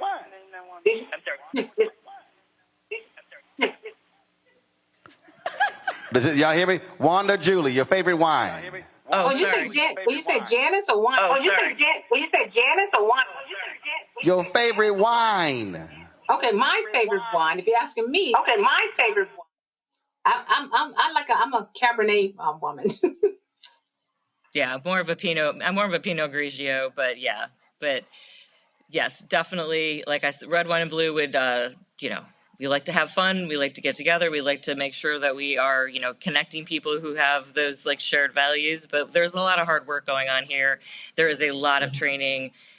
We have women across the country. We have almost 500 people who have formed local groups in almost all 50 states to try to organize and make a difference in these elections. So we got to have some fun with it. You got to build that community and friendship, but we are definitely doing that hard work and having a huge impact on these elections because it's so important and there's so much on the line. Well, I don't drink, so I have no idea what both of y'all just said. So I'll go, is it white, is it red? I don't know. So my daddy know not to send me to the store to go buy some alcohol because I'm going to come back with something they ain't never seen before. So we appreciate y'all out here making it happen. Enjoy Red Wine and Blue. Let's get out and get folks activated. We appreciate y'all joining us. Thanks a lot. Thank you. Thanks for having us. Thank you. Thanks for having us. All right, have fun. Let's introduce our panel here at Fayetteville State. Angela Tatum Malloy, maternal health advocate. We have Adam Bayat, President, African American Caucus, Democratic Party activist. Also, Wanda Hunter, North Carolina Southeast Regional Organizer for Black Voters Matter. Put your hands together for him. So I'm very curious, as y'all been going out, having these conversations, early voting, we're 2 days in, what are the conversations been like with folks, canvassing, going door to door, talking to people in different places? What do they talk about? What do they care about? Or do they care? Anybody? I'll start. So first off, we have to start in the home and then go out canvassing. I have 4 daughters, 1 son. My son was a part, and my children are used to me putting them out there. My son was a part of that knucklehead group that was, well, I don't know if I'm going to vote, or, hell no. Right. Or, how old is your son? 25. Hell no. Right. He still borrow money? Huh? He still borrow money? Oh, he's been cut off. Boom, that's what I'm talking about. No, sir. So he came by, and not only. Please explain. Not only did I get on him, his sisters did. So, my son, just out there living life, thinking everything is just, easy breezy. And he's listening to that rhetoric, like you said, YouTube. He ain't listened to this YouTube show, them other fools. He has a link now. Yeah, he listens, right. He listens to this one. His ass to be voting. Yes. But go ahead. I'm sorry. Go ahead. No, he's going to be voting. There you go. That was taken care of. So, what we do is, it's a tradition in our home about voting. I have 9 grandchildren. They all of them. We had a little from 2, 3. We were all voting together. So he's been there. He knows about voting. And what we typically do is we always rally and get our plan on, what are we doing on the first day? Where are we going? We usually try to go as a family, but as they get older, it's kind of in groups. And he was like, I don't know if I'm going to vote. I couldn't even get started. His sisters jumped on him which I was glad that they did. And so, you know, fast forwarding, he is voting. He realized the wrath that came down, and so I don't, you know, I know people say, well, you know, don't make them feel too pressure. I disagree. I put the pressure. You're right. Cut them off. Yes. Also, my family, you know, we had the men, because our women are good with getting out and voting. My daughters, my one daughter, her husband was like, I don't know if I'm going to vote. She should cut them off. No. She said, do you want to deal with my mama? So he went and got registered, and he's voting. The second one, my daughter, and I'm not going to say names, but she's dating someone who wants to possibly join the family. Cut him off. Is he voting? Make sure that he is registered to vote. Like, you know, I want them to know you have to be a voter to come in this family. Boom. You have to be a voter to be a part of this family. Is it forced? Yes. Hell yeah, it's forced. We're not going, you can't be a part of my daughter's lives because we're very active, starting young. You cannot be in this family and we don't do the whole respectful conversations, and we don't talk politics. We talk politics, and we talk specific politics. So that's where, you know, it started. And so now we all voted. You see my little pen. We all voted yesterday. And so now we're going to begin. Everyone's deciding what they're going to do. My daughter was like, give me the information on, she wants to work, you know, the polls, find, you know, the little kids. My grandson, who is 12, my daughter, who's 11, my other granddaughter, who's 10 and a half. Nani, when are we going out walking to the houses? So they know this is what we do. So that's what, and beginning the conversation. Adam, I was talking to a homeboy of mine. He's a black Republican. And, no, hold up. He's a black Republican, but his sister's husband was tripping about Kamala. He straight cussed him out. And he said, oh, ain't no way in hell you going to be married to my sister and you dissing this black woman. He like, no, I might be a black Republican. I mean, he straight cussed homeboy out. And see, I just think a lot of us just way too nice with this. Oh, yes. Okay, I'm with her. Look, I believe you cut him off. If you married, he said he ain't voting, guess what's not going to happen? You got to have the conversation. I'm telling you, I ain't got no, I believe it cut them off from everything. Food, money, sex, cut everything off. Cut everything, right, cut the air off. Cut. Please, if I was living with somebody and they said I ain't voting, yo, I'm telling you right now, they'd be sleeping in a room that's about 95 degrees.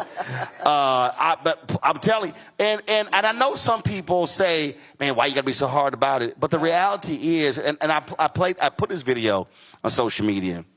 I know people always say, oh, you should get folks die for the right to vote. When we were driving here, we were going through Virginia, and then we came to North Carolina, and we went in Virginia, and we passed these cotton fields. And so then so we were driving, and then we hit North Carolina, was another cotton field. So I grabbed my phone and I recorded the video. Shot about 20 seconds. I posted on social media. And I said, it wasn't that long ago, we would have been in those fields. And I said, I said, I'm sorry, you cannot think about our history and then say, I'm going to sit this one out. I agree with you. That's problematic because too many of our young people don't have the sense of our history. They don't know. There's a whole bunch of folk our age, I'm 55, don't know our damn history. That's true. So let's be real clear. That's true. It's the folks 70 don't know history. But at least they lived it. Yeah, they lived it. All right. So they must have amnesia if they forget. They do. All right. But for the young people, they don't know. And then you get to the point now with education, as Camilla said about the Project 2025, it's being implemented in the states as we speak. We had it with the books at the school board. We went to a school board meeting, and I used to own the bookstore. And we had a saying, if you want to hide something from a black child, a black boy, put it in the book, you'll never find it, remember? So I upgraded that statement. I said, if you want to hide something for African-American children, send them to Cumberland County schools. They'll never find it. Oh. Right? Because a lot of the books that they were taken out of the schools was our history. Now, we know right now with the DEI, right, that's a bad word, but that's the current word for affirmative action, right? Well, that's a bad word for them. That's what I mean. Anything dealing with us, they want to make bad. DEI bad, quotas are bad, woke bad, diversity bad. That's all that is about. Right. So when you really see it, we're feeling the effects of Project 2025, even though it hasn't officially passed. But why do they want to push it? Well, actually, back in the day when America was supposedly great, the federal government would not support the rights of the African Americans, right? Now that there's efforts in the federal government to make it truly equal for more people, certain people can take it. I was on social media and this guy I know, I think he's in politics, and he was whining. And I said, don't worry about it. You'll be able to survive. Because we survived. But he didn't want to do that. So that's why we have to share with the young people from historical point of view what they're trying to bring back. Exactly. I just had an incident with my grandson. I'm a 25-year veteran homeschooler. So, you know, my kids, I homeschool them. But my grandson, because my oldest daughter did not like homeschooling, and I, you know, got my grandson to come up here, one stipulation, she wanted him in public schools. So I guess there was a holiday or something, Columbus Day. So he gets an assignment. Fake day. Right. So, you know, Nani is looking over the assignment because we're looking at it together. I see Columbus, hero or villain. I'm like, okay. First question. Villain? Was he right. So then we start going through the text. And the way the text was written, and it said use sentences from the text, everything was for a hero. Right. I wrote the teacher and said, my grandson will not be using this colonized article. This is the one he's going to be using. Here's some resources for you. Printed it out. I said, we're going to answer the same questions. I even found one that said the same title, hero or villain, but it had the truth. And so he was able, teacher didn't text back. But I said, and I'm expecting that he gets this graded, because I wasn't going to have him not do the work. Right. But we were going to make sure he was going to answer with the truth.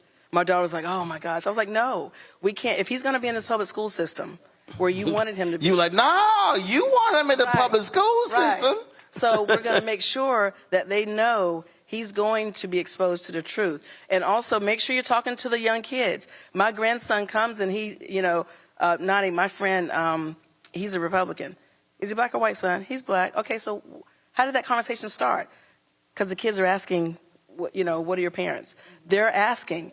And if you leave your children unprepared in how to have that conversation, that's where it begins, where they're able to start taking on someone else's ideologies. Because we haven't prepared them, because we're thinking at school, oh, they're not talking about politics. Yes, they are talking about politics. Listen, I got nothing but P's and U's in conduct, because I was challenging all kinds of teachers. Yes, I was too. Lord, right here, if I had the internet at my fingertips today, oh gosh, man, I'd probably be kicked out. I don't know how many classes, because I'd be just jacking folk up. Yeah. Want to talk about the work that y'all are doing here, because I mean, Black Voters Matter. Y'all going places other folks scared to go, and I mean, like deep in the country, but talk about.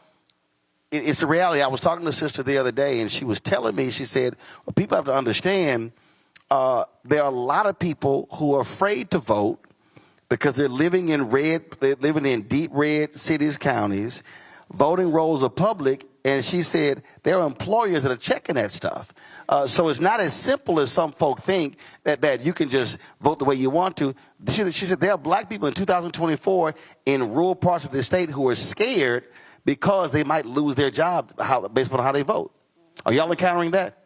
Yeah, so when you were talking about the cotton fields, it reminded me of a couple of weekends ago traveling to Jacksonville, and I actually went through a town called Richlands, and I didn't realize where I was, but I saw a whole bunch of Trump and Vance signs, and my GPS lost the signal. Oh. I had to check and see how much gas I had. Like, oh hell! Hold up, you got an iPhone or Android? I got both. Okay. Yeah, because you know with the iPhone, you can still connect to the satellite. But that doesn't always work. I was in the mountains, and the signal went out, and it was almost dark. Because black people not supposed to be in the mountains. That's why. Well, see, you I need was trying to help. You need to stay. You need to stay on flat areas. And he was telling me to make a U-turn, and my daughter was asleep. And I said, "Wake up!" I said, "Get your phone out and turn the GPS on. Make sure we going the right way, because we ain't finna turn around right now." But it reminded me of that, because everywhere you look, to the right and to the left, there's nothing but cotton fields. And so I was like, all of this is cotton. And she's like, boy, that's a lot of cotton. She's 12. She just turned 12. So those are some of the areas that we go into. And those rural areas, a lot of times it's harder for people to get transportation to the polls. And also in some of the things that we're experiencing now in counties like New Hanover, although New Hanover was flipped in 2020 to blue, they're experiencing where the Cape Fear Community College doesn't want nonpartisan organizations in front of the polling site. They're telling them that they can't come on to the polling site to give voters information about who to vote for, even if they're nonpartisan. And I told them, I said, you all need a petition for a new polling site, because these individuals get paid to have this polling site here. These are your tax dollars that are paying for this site to be right here. And so when they told me the history of how the site got moved, there was a housing project and the site was in a different location. When they closed down the housing project to renovate, then they moved the polling site. Now the housing project has been redeveloped, but they have not removed the polling site. So when we talk about the work goes on even after the election, now that we're here at the election, they can't change it now, but their next move needs to be to petition for a new polling site, so they don't have to still go through that rigmarole with Cape Fear Community College. Well, we had West Memphis, Arkansas on the show, an exact same thing. They were trying to move it from this black church to the location when that's where majority of the folks actually vote and live. But they wanted to move it a mile away, and that mile is a huge difference when it comes to people actually voting. Last round of questions here. When we talk about, again, going back to these personal conversations, you said we got no problem having them. I think that's one of the things today. Folk are scared to have the discussions, and forget if you have somebody in your family who's a Republican. There must be discussions, whether everybody voting Democrat, where you're focused on issues and getting people to understand the nuances of public policy. So that's what I do. You know, with my work in Black maternal health, which is the focus, I get a lot of people, telling me they love the work I do on both sides. And I tell them, you can't really love the work I do if you create policies that make my work harder. And so, when we had Roe versus Wade taken away, now what's happening is our pregnant women, it's taking them longer to get into see an OBGYN. Almost, 12, 14, 16 weeks, sometimes 20 weeks. Also, we just did a panel not too long ago with some of our providers around the state, and they said that what's happening is at one of our medical schools, I won't call them out, but one of our medical schools, they are seeing lower numbers in med students going to those schools, because who wants to go to a school in a state where you can't learn education for full spectrum care? Yep. So, then now we're having an OBGYN shortage, because our OBGYNs, they're leaving the profession. Yep. Because, what one of the doctors explained, when we understand, begin to understand what that means when it says, the life of a mother, because that's something that the Republicans, they love, the life of a mother. Do you realize that means the mother has to almost be dying? Right. It's not giving the doctors the privilege of knowing the symptoms that can lead to it. Well, it's not allowing the doctors to be doctors. Exactly. So you have politicians who are making those decisions. Yes. And that to me, I think is, people have to understand, Adam, the public policy, these are the after effects of public policy. Mm-hmm. And so this is what we also have to factor in. When decisions are being made politically, stuff happens. When drug laws were passed, folks were not paying attention to the repercussions of those drug laws. And then until 10, 20 years later, it was like, oh, man, what in the hell do we do? Now you got to go back and try to fix those, which is why we have to be advocating on the front end of those things. A quick comment from the both of you before we go live to Vice President Kamala Harris. Go. Yes, that's true. And I'm glad you told the students that you got to be engaged on that long after, not just on that one election, but long after, because there's always something, especially locally, and we have the problem locally that we have to be vigilant and try to get the right people selected. To give you an idea, we interviewed the school board candidates with the Black Caucus, and we can only endorse 2 because the other, and these are African Americans, their election would not have a significant impact on trying to resolve our problems. Right. So we just said we can't endorse them. Wanda. I would just reinforce the importance of the bottoms up on the ballot, realizing that how long the ballot is, and from the bottom is where the most important people touch your everyday life and everything that you do every day. So making sure that people understand that the ballot is long, flip it over and go from the bottom to the top, because those are how the people affect your life and everyday life. Final comment, Kelly and Michael. Michael, I'll start with you. Go. Well, this is the most consequential election since 1876, which ended Reconstruction. This is a game changer for us. Everybody study the issues, study the policies from Vice President Kamala Harris. She has an aggressive agenda, aggressive policies that will benefit African Americans, and policies that are good for African Americans are good for America in general. So this is the time to end the political career of Donald Trump and save America and save Black America. Kelly. We literally cannot afford to have the Mango Mussolini back in office in any regard. So whatever kind of ism you have, whether it's sexism, misogyny, classism, elitism, pickin-ism, pickinogyny, pickin-ist, if you have it, put it to the side, because we need to be united on the fact that Donald Trump is not good for this country. He is not good for the economy. He is not good for women's bodies. He is not a good person at all. There's nothing redeemable about this man to put him anywhere close to the Oval Office again. So we need to put our differences aside to make sure that the right person, in this case being Vice President Kamala Harris, is in the position to truly make this country recalibrate and go back into move forward in such a way that we can actually make something happen that is better, that is safer, that is even better as a whole for our children, for us to be proud of this country again.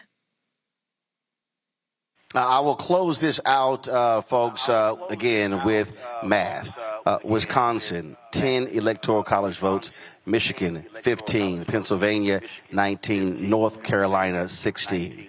Then Senator Barack Obama won this state by 14,100 votes.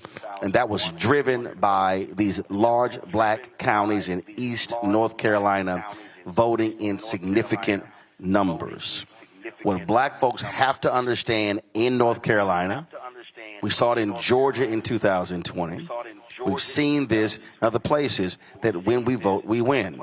In Milwaukee in 2022, 50,000 fewer people voted in the midterm election in 2022 than who voted in 2020 presidential election. Mandela Barnes, Lieutenant Governor, African-American, lost by 26,000 votes statewide in Wisconsin. And that's how MAGA Senator Ron Johnson got reelected. If those 50,000 people in Milwaukee, largely African-American, had voted, then you would have a black United States Senator from Wisconsin. In this state, Sherrod Beasley lost her Chief Justice race for the Supreme Court by 401 votes. And you had more than 100,000 black people who were eligible but who did not vote. The North Carolina Supreme Court was on pace to be 6-1 Democrats. When it flipped, they dealt with racial gerrymandering. They dealt with a lot of major issues. That Supreme Court is now 5-2 Republican. And remember, after the midterm elections, there were 3 decisions made by that Supreme Court. When it flipped after the election, they went back and then relitigated those 3 cases and changed those decisions. And so what our people have to understand, when we maximize our numbers, we literally win. And so, North Carolina, you've got less than 20 days, same as in Georgia, same as all the other places. And when we maximize our numbers, we change the game. And so I always say, voters, shut the hell up. Because I get tired of people complaining about issues, complaining about what needs to change, but then they do not use their power. So let me thank all the folks at Fayetteville State University, all the folks who've helped us on this 3-day tour. We were in Pennsylvania 3 days last week, 3 days this week. The folks in Georgia were calling me today. The folks in Wisconsin and Michigan, I told them, I said, I told y'all to call my ass earlier, but y'all didn't wait until October. But the days are running out. And so we're going to be on the road. Folks, go ahead and show the graphics. Sunday, I'm headed to Dallas. Literally, we're driving back tonight, but I'm on a noon flight to Dallas. I will be at Friendship West Baptist Church on Sunday morning. Reverend Dr. Frederick Haynes, he is doing the Howard Homecoming Weekend service at Rankin Chapel. And so he said, Roland, I need you to go ahead and speak. He didn't tell me that speak. I thought it was some other kind of speaking, but fine, I go ahead and handle his 10 o'clock service. And so woman asked me, she said, your wife was ordained minister? I'm like, yeah, she got papers. I'm bootleg. So I'll be at Friendship West 10 a.m. on Monday. We're going to be voting. We're going to be traveling around Dallas County. First day of early voting in Texas begins on Monday. We'll be traveling with Congresswoman Jasmine Crockett. And then I'll be broadcasting live from Friendship West Baptist Church on Monday night. Back to D.C. on Tuesday. I'll be in Brooklyn, New York on Wednesday. And then we're broadcasting live from Edward Waters University in Jacksonville next Thursday. And then we'll be somewhere else Friday. But that's our schedule. So, folks, please be safe. Thank you so much again to Fayetteville State. Let me thank Rocky Mount Word Church. Let me thank, of course, Elizabeth City State University. We had a fantastic last 3 days here in North Carolina. So, please, folks, maximize your vote so we can utilize and, again, maximize black power. Thanks a bunch. Holla! Stage of their development.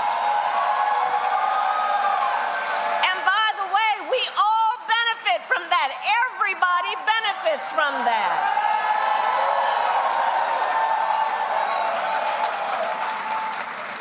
So these are just some examples of our plan, and all of that to say, look, I will always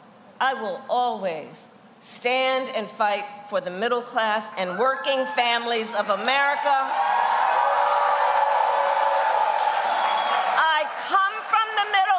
And I will never forget where I come from.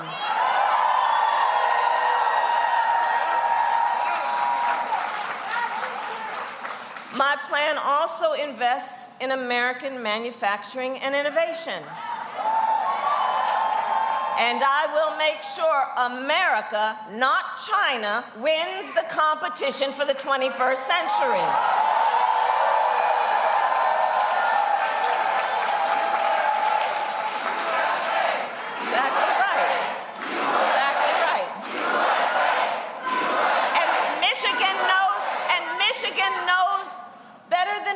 What that means about investing in American industry. Under my plan, we will invest in the industries that built America, like steel, iron, and the great American auto industry.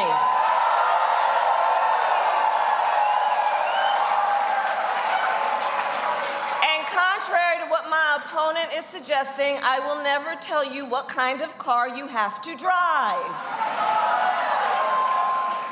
But here's what I will do.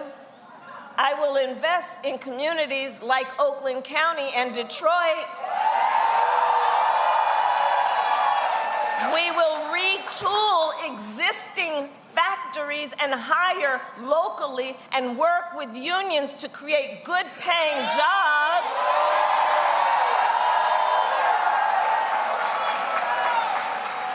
including, by the way, jobs that do not require a college degree, because this is how I feel. Look, this is how I feel about that. We all know a college degree is not the only measure of the skills and experience of a qualified worker.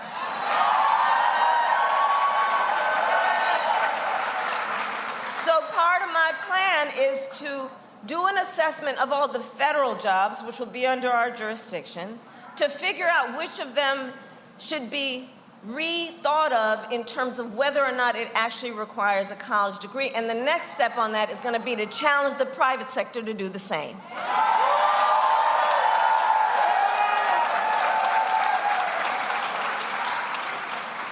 I will also protect the pensions of union members and retirees.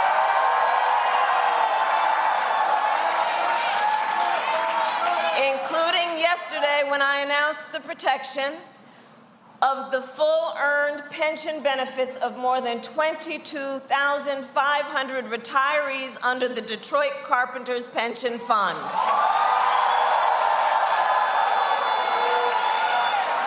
Because back to the point about dignity, I understand the dignity of work, and I understand the importance of having dignity in your retirement.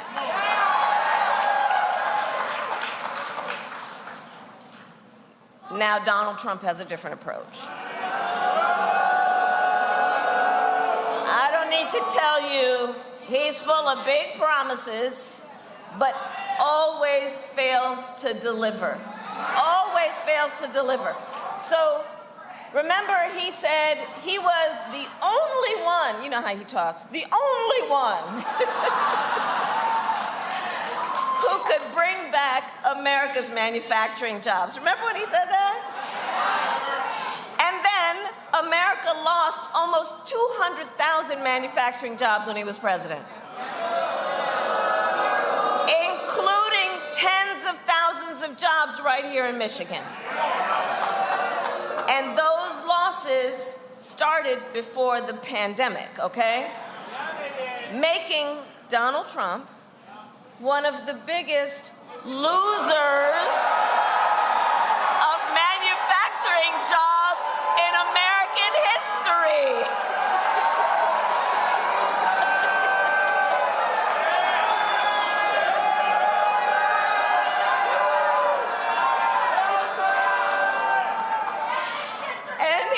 And his track record for the auto industry was also a disaster. He promised workers in Warren, you remember, he promised workers in Warren that the auto industry would, and I'm going to quote, not lose one plant during his presidency. Then, American automakers announced the closure of 6 auto plants when he was president, including General Motors in Warren and Stellantis in Detroit. Remember that? Thousands of Michigan auto workers lost their jobs. And Donald Trump's running mate, you know, because the position was vacant and he had to fill it, right? You know, for the young people here, you know when you go for an interview and you sit down at the interview and you ask the person who's interviewing, why is the job vacant? So Donald Trump's current running mate recently suggested that if they win, they would threaten the Grand River Assembly Plant in Lansing. The same plant that our administration protected earlier this year, saving 650 union jobs.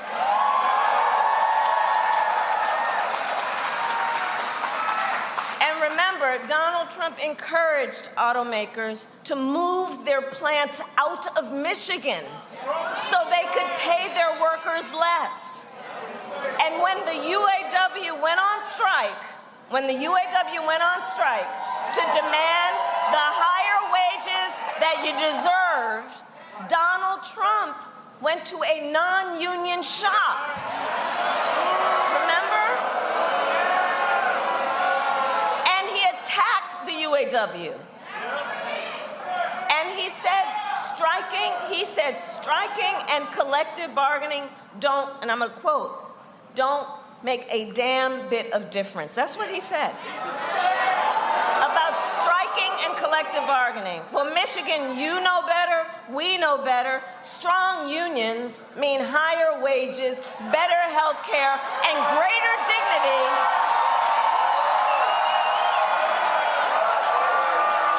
for union members and everyone else.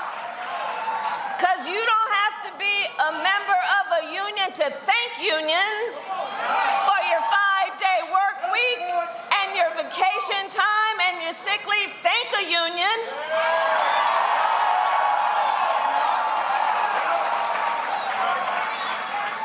Which is why, when I am president, with your help, I will sign the PRO Act into law and make it easier for workers to join a union and negotiate for better pay and working conditions.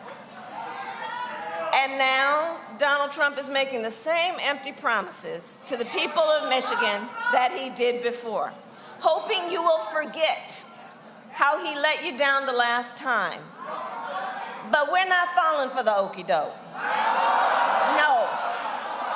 And we won't be fooled. Just for example, Google Project 2025. Which I still, by the way, find it fascinating to think that they actually put that in writing. I mean, they put it in writing, they published it, they bound it, and gave it out, right? And here's the thing. To read it is to know. It is a detailed and dangerous blueprint for what he will do if he is elected president. Donald Trump will give billionaires and corporations massive tax cuts, cut Social Security and Medicare, get rid of the $35 cap on insulin for seniors that you all helped us get, make it easier, he will make it easier for companies to deny overtime pay to workers. And he intends to impose what I call a Trump sales tax, which is at least 20%, if not more, of a tax on everyday basic necessities, which economists have estimated will cost the American family an additional $4,000 a year. And if that weren't enough, on top of this and all of this, he plans to end the Affordable Care Act. And he has no plan to replace it.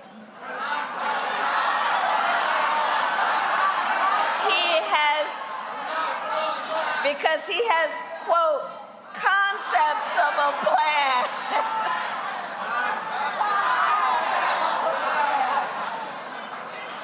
So you all have heard me say, you know, I think Donald Trump is an unserious man. And the consequences, if he were to ever get back into the White House, are absolutely dangerously serious. Because think about it. He's going to threaten the health insurance coverage of 45. Okay, so here's the thing. Here's the thing about that. The courts are going to take care of that. We're going to take care of November.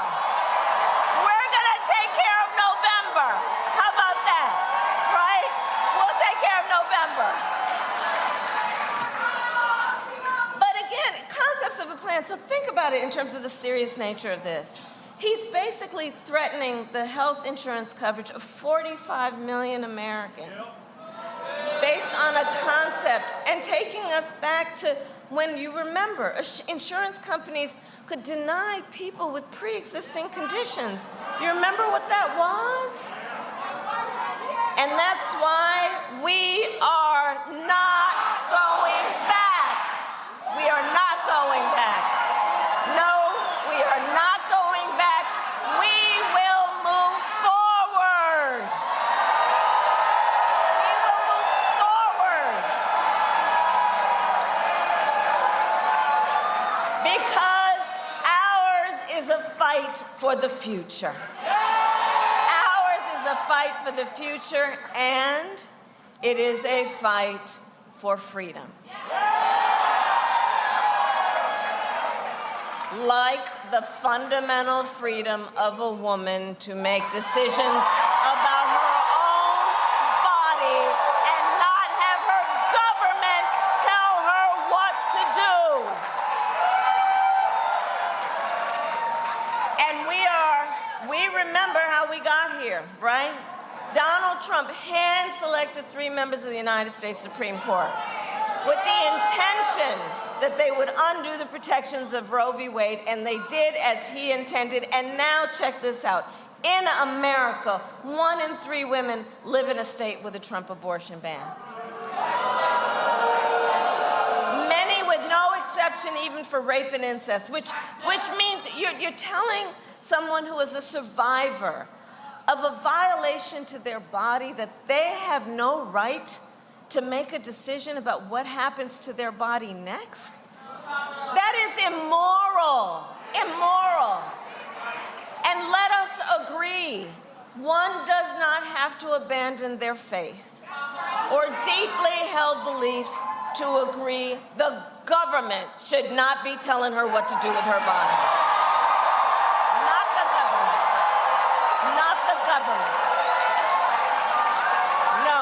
If she chooses, she will talk with her priest, her pastor, her rabbi, her imam, but not the government and some folks up in a state house telling her what's in her own best interest. And so here's my pledge to you. When Congress passes a bill to restore reproductive freedom nationwide, as President of the United States, I will proudly sign it into law. Proudly sign it into law.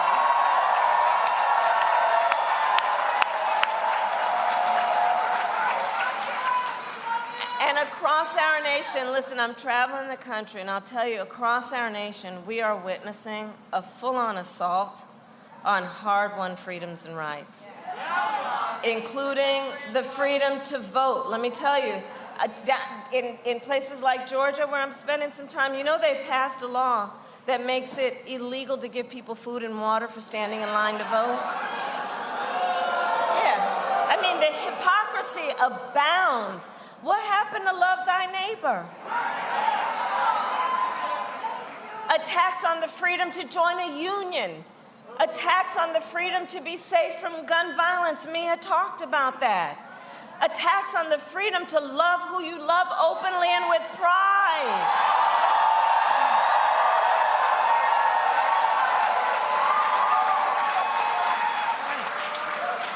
So I say all that to say what you know, which is again why you are spending your precious time here. There is so much on the line in this election. And this is not 2016 or 2020. The stakes are even higher because remember a few months ago, the Supreme Court of the United States basically told the former president that he is effectively immune from doing whatever he does in office. And just imagine Donald Trump with no guardrails. Just imagine. He who has vowed, if re-elected, to be a dictator on day one. He who calls Americans who disagree with him the enemy from within. You know where that language comes from? And says that he would use the military, the American military, to go after the American people. He who has called for the, quote, termination of the Constitution of the United States of America. And let us be very clear, someone who suggests we should terminate the Constitution of the United States of America should never again stand behind the seal of the President of the United States of America. Never again. Never again. Never again.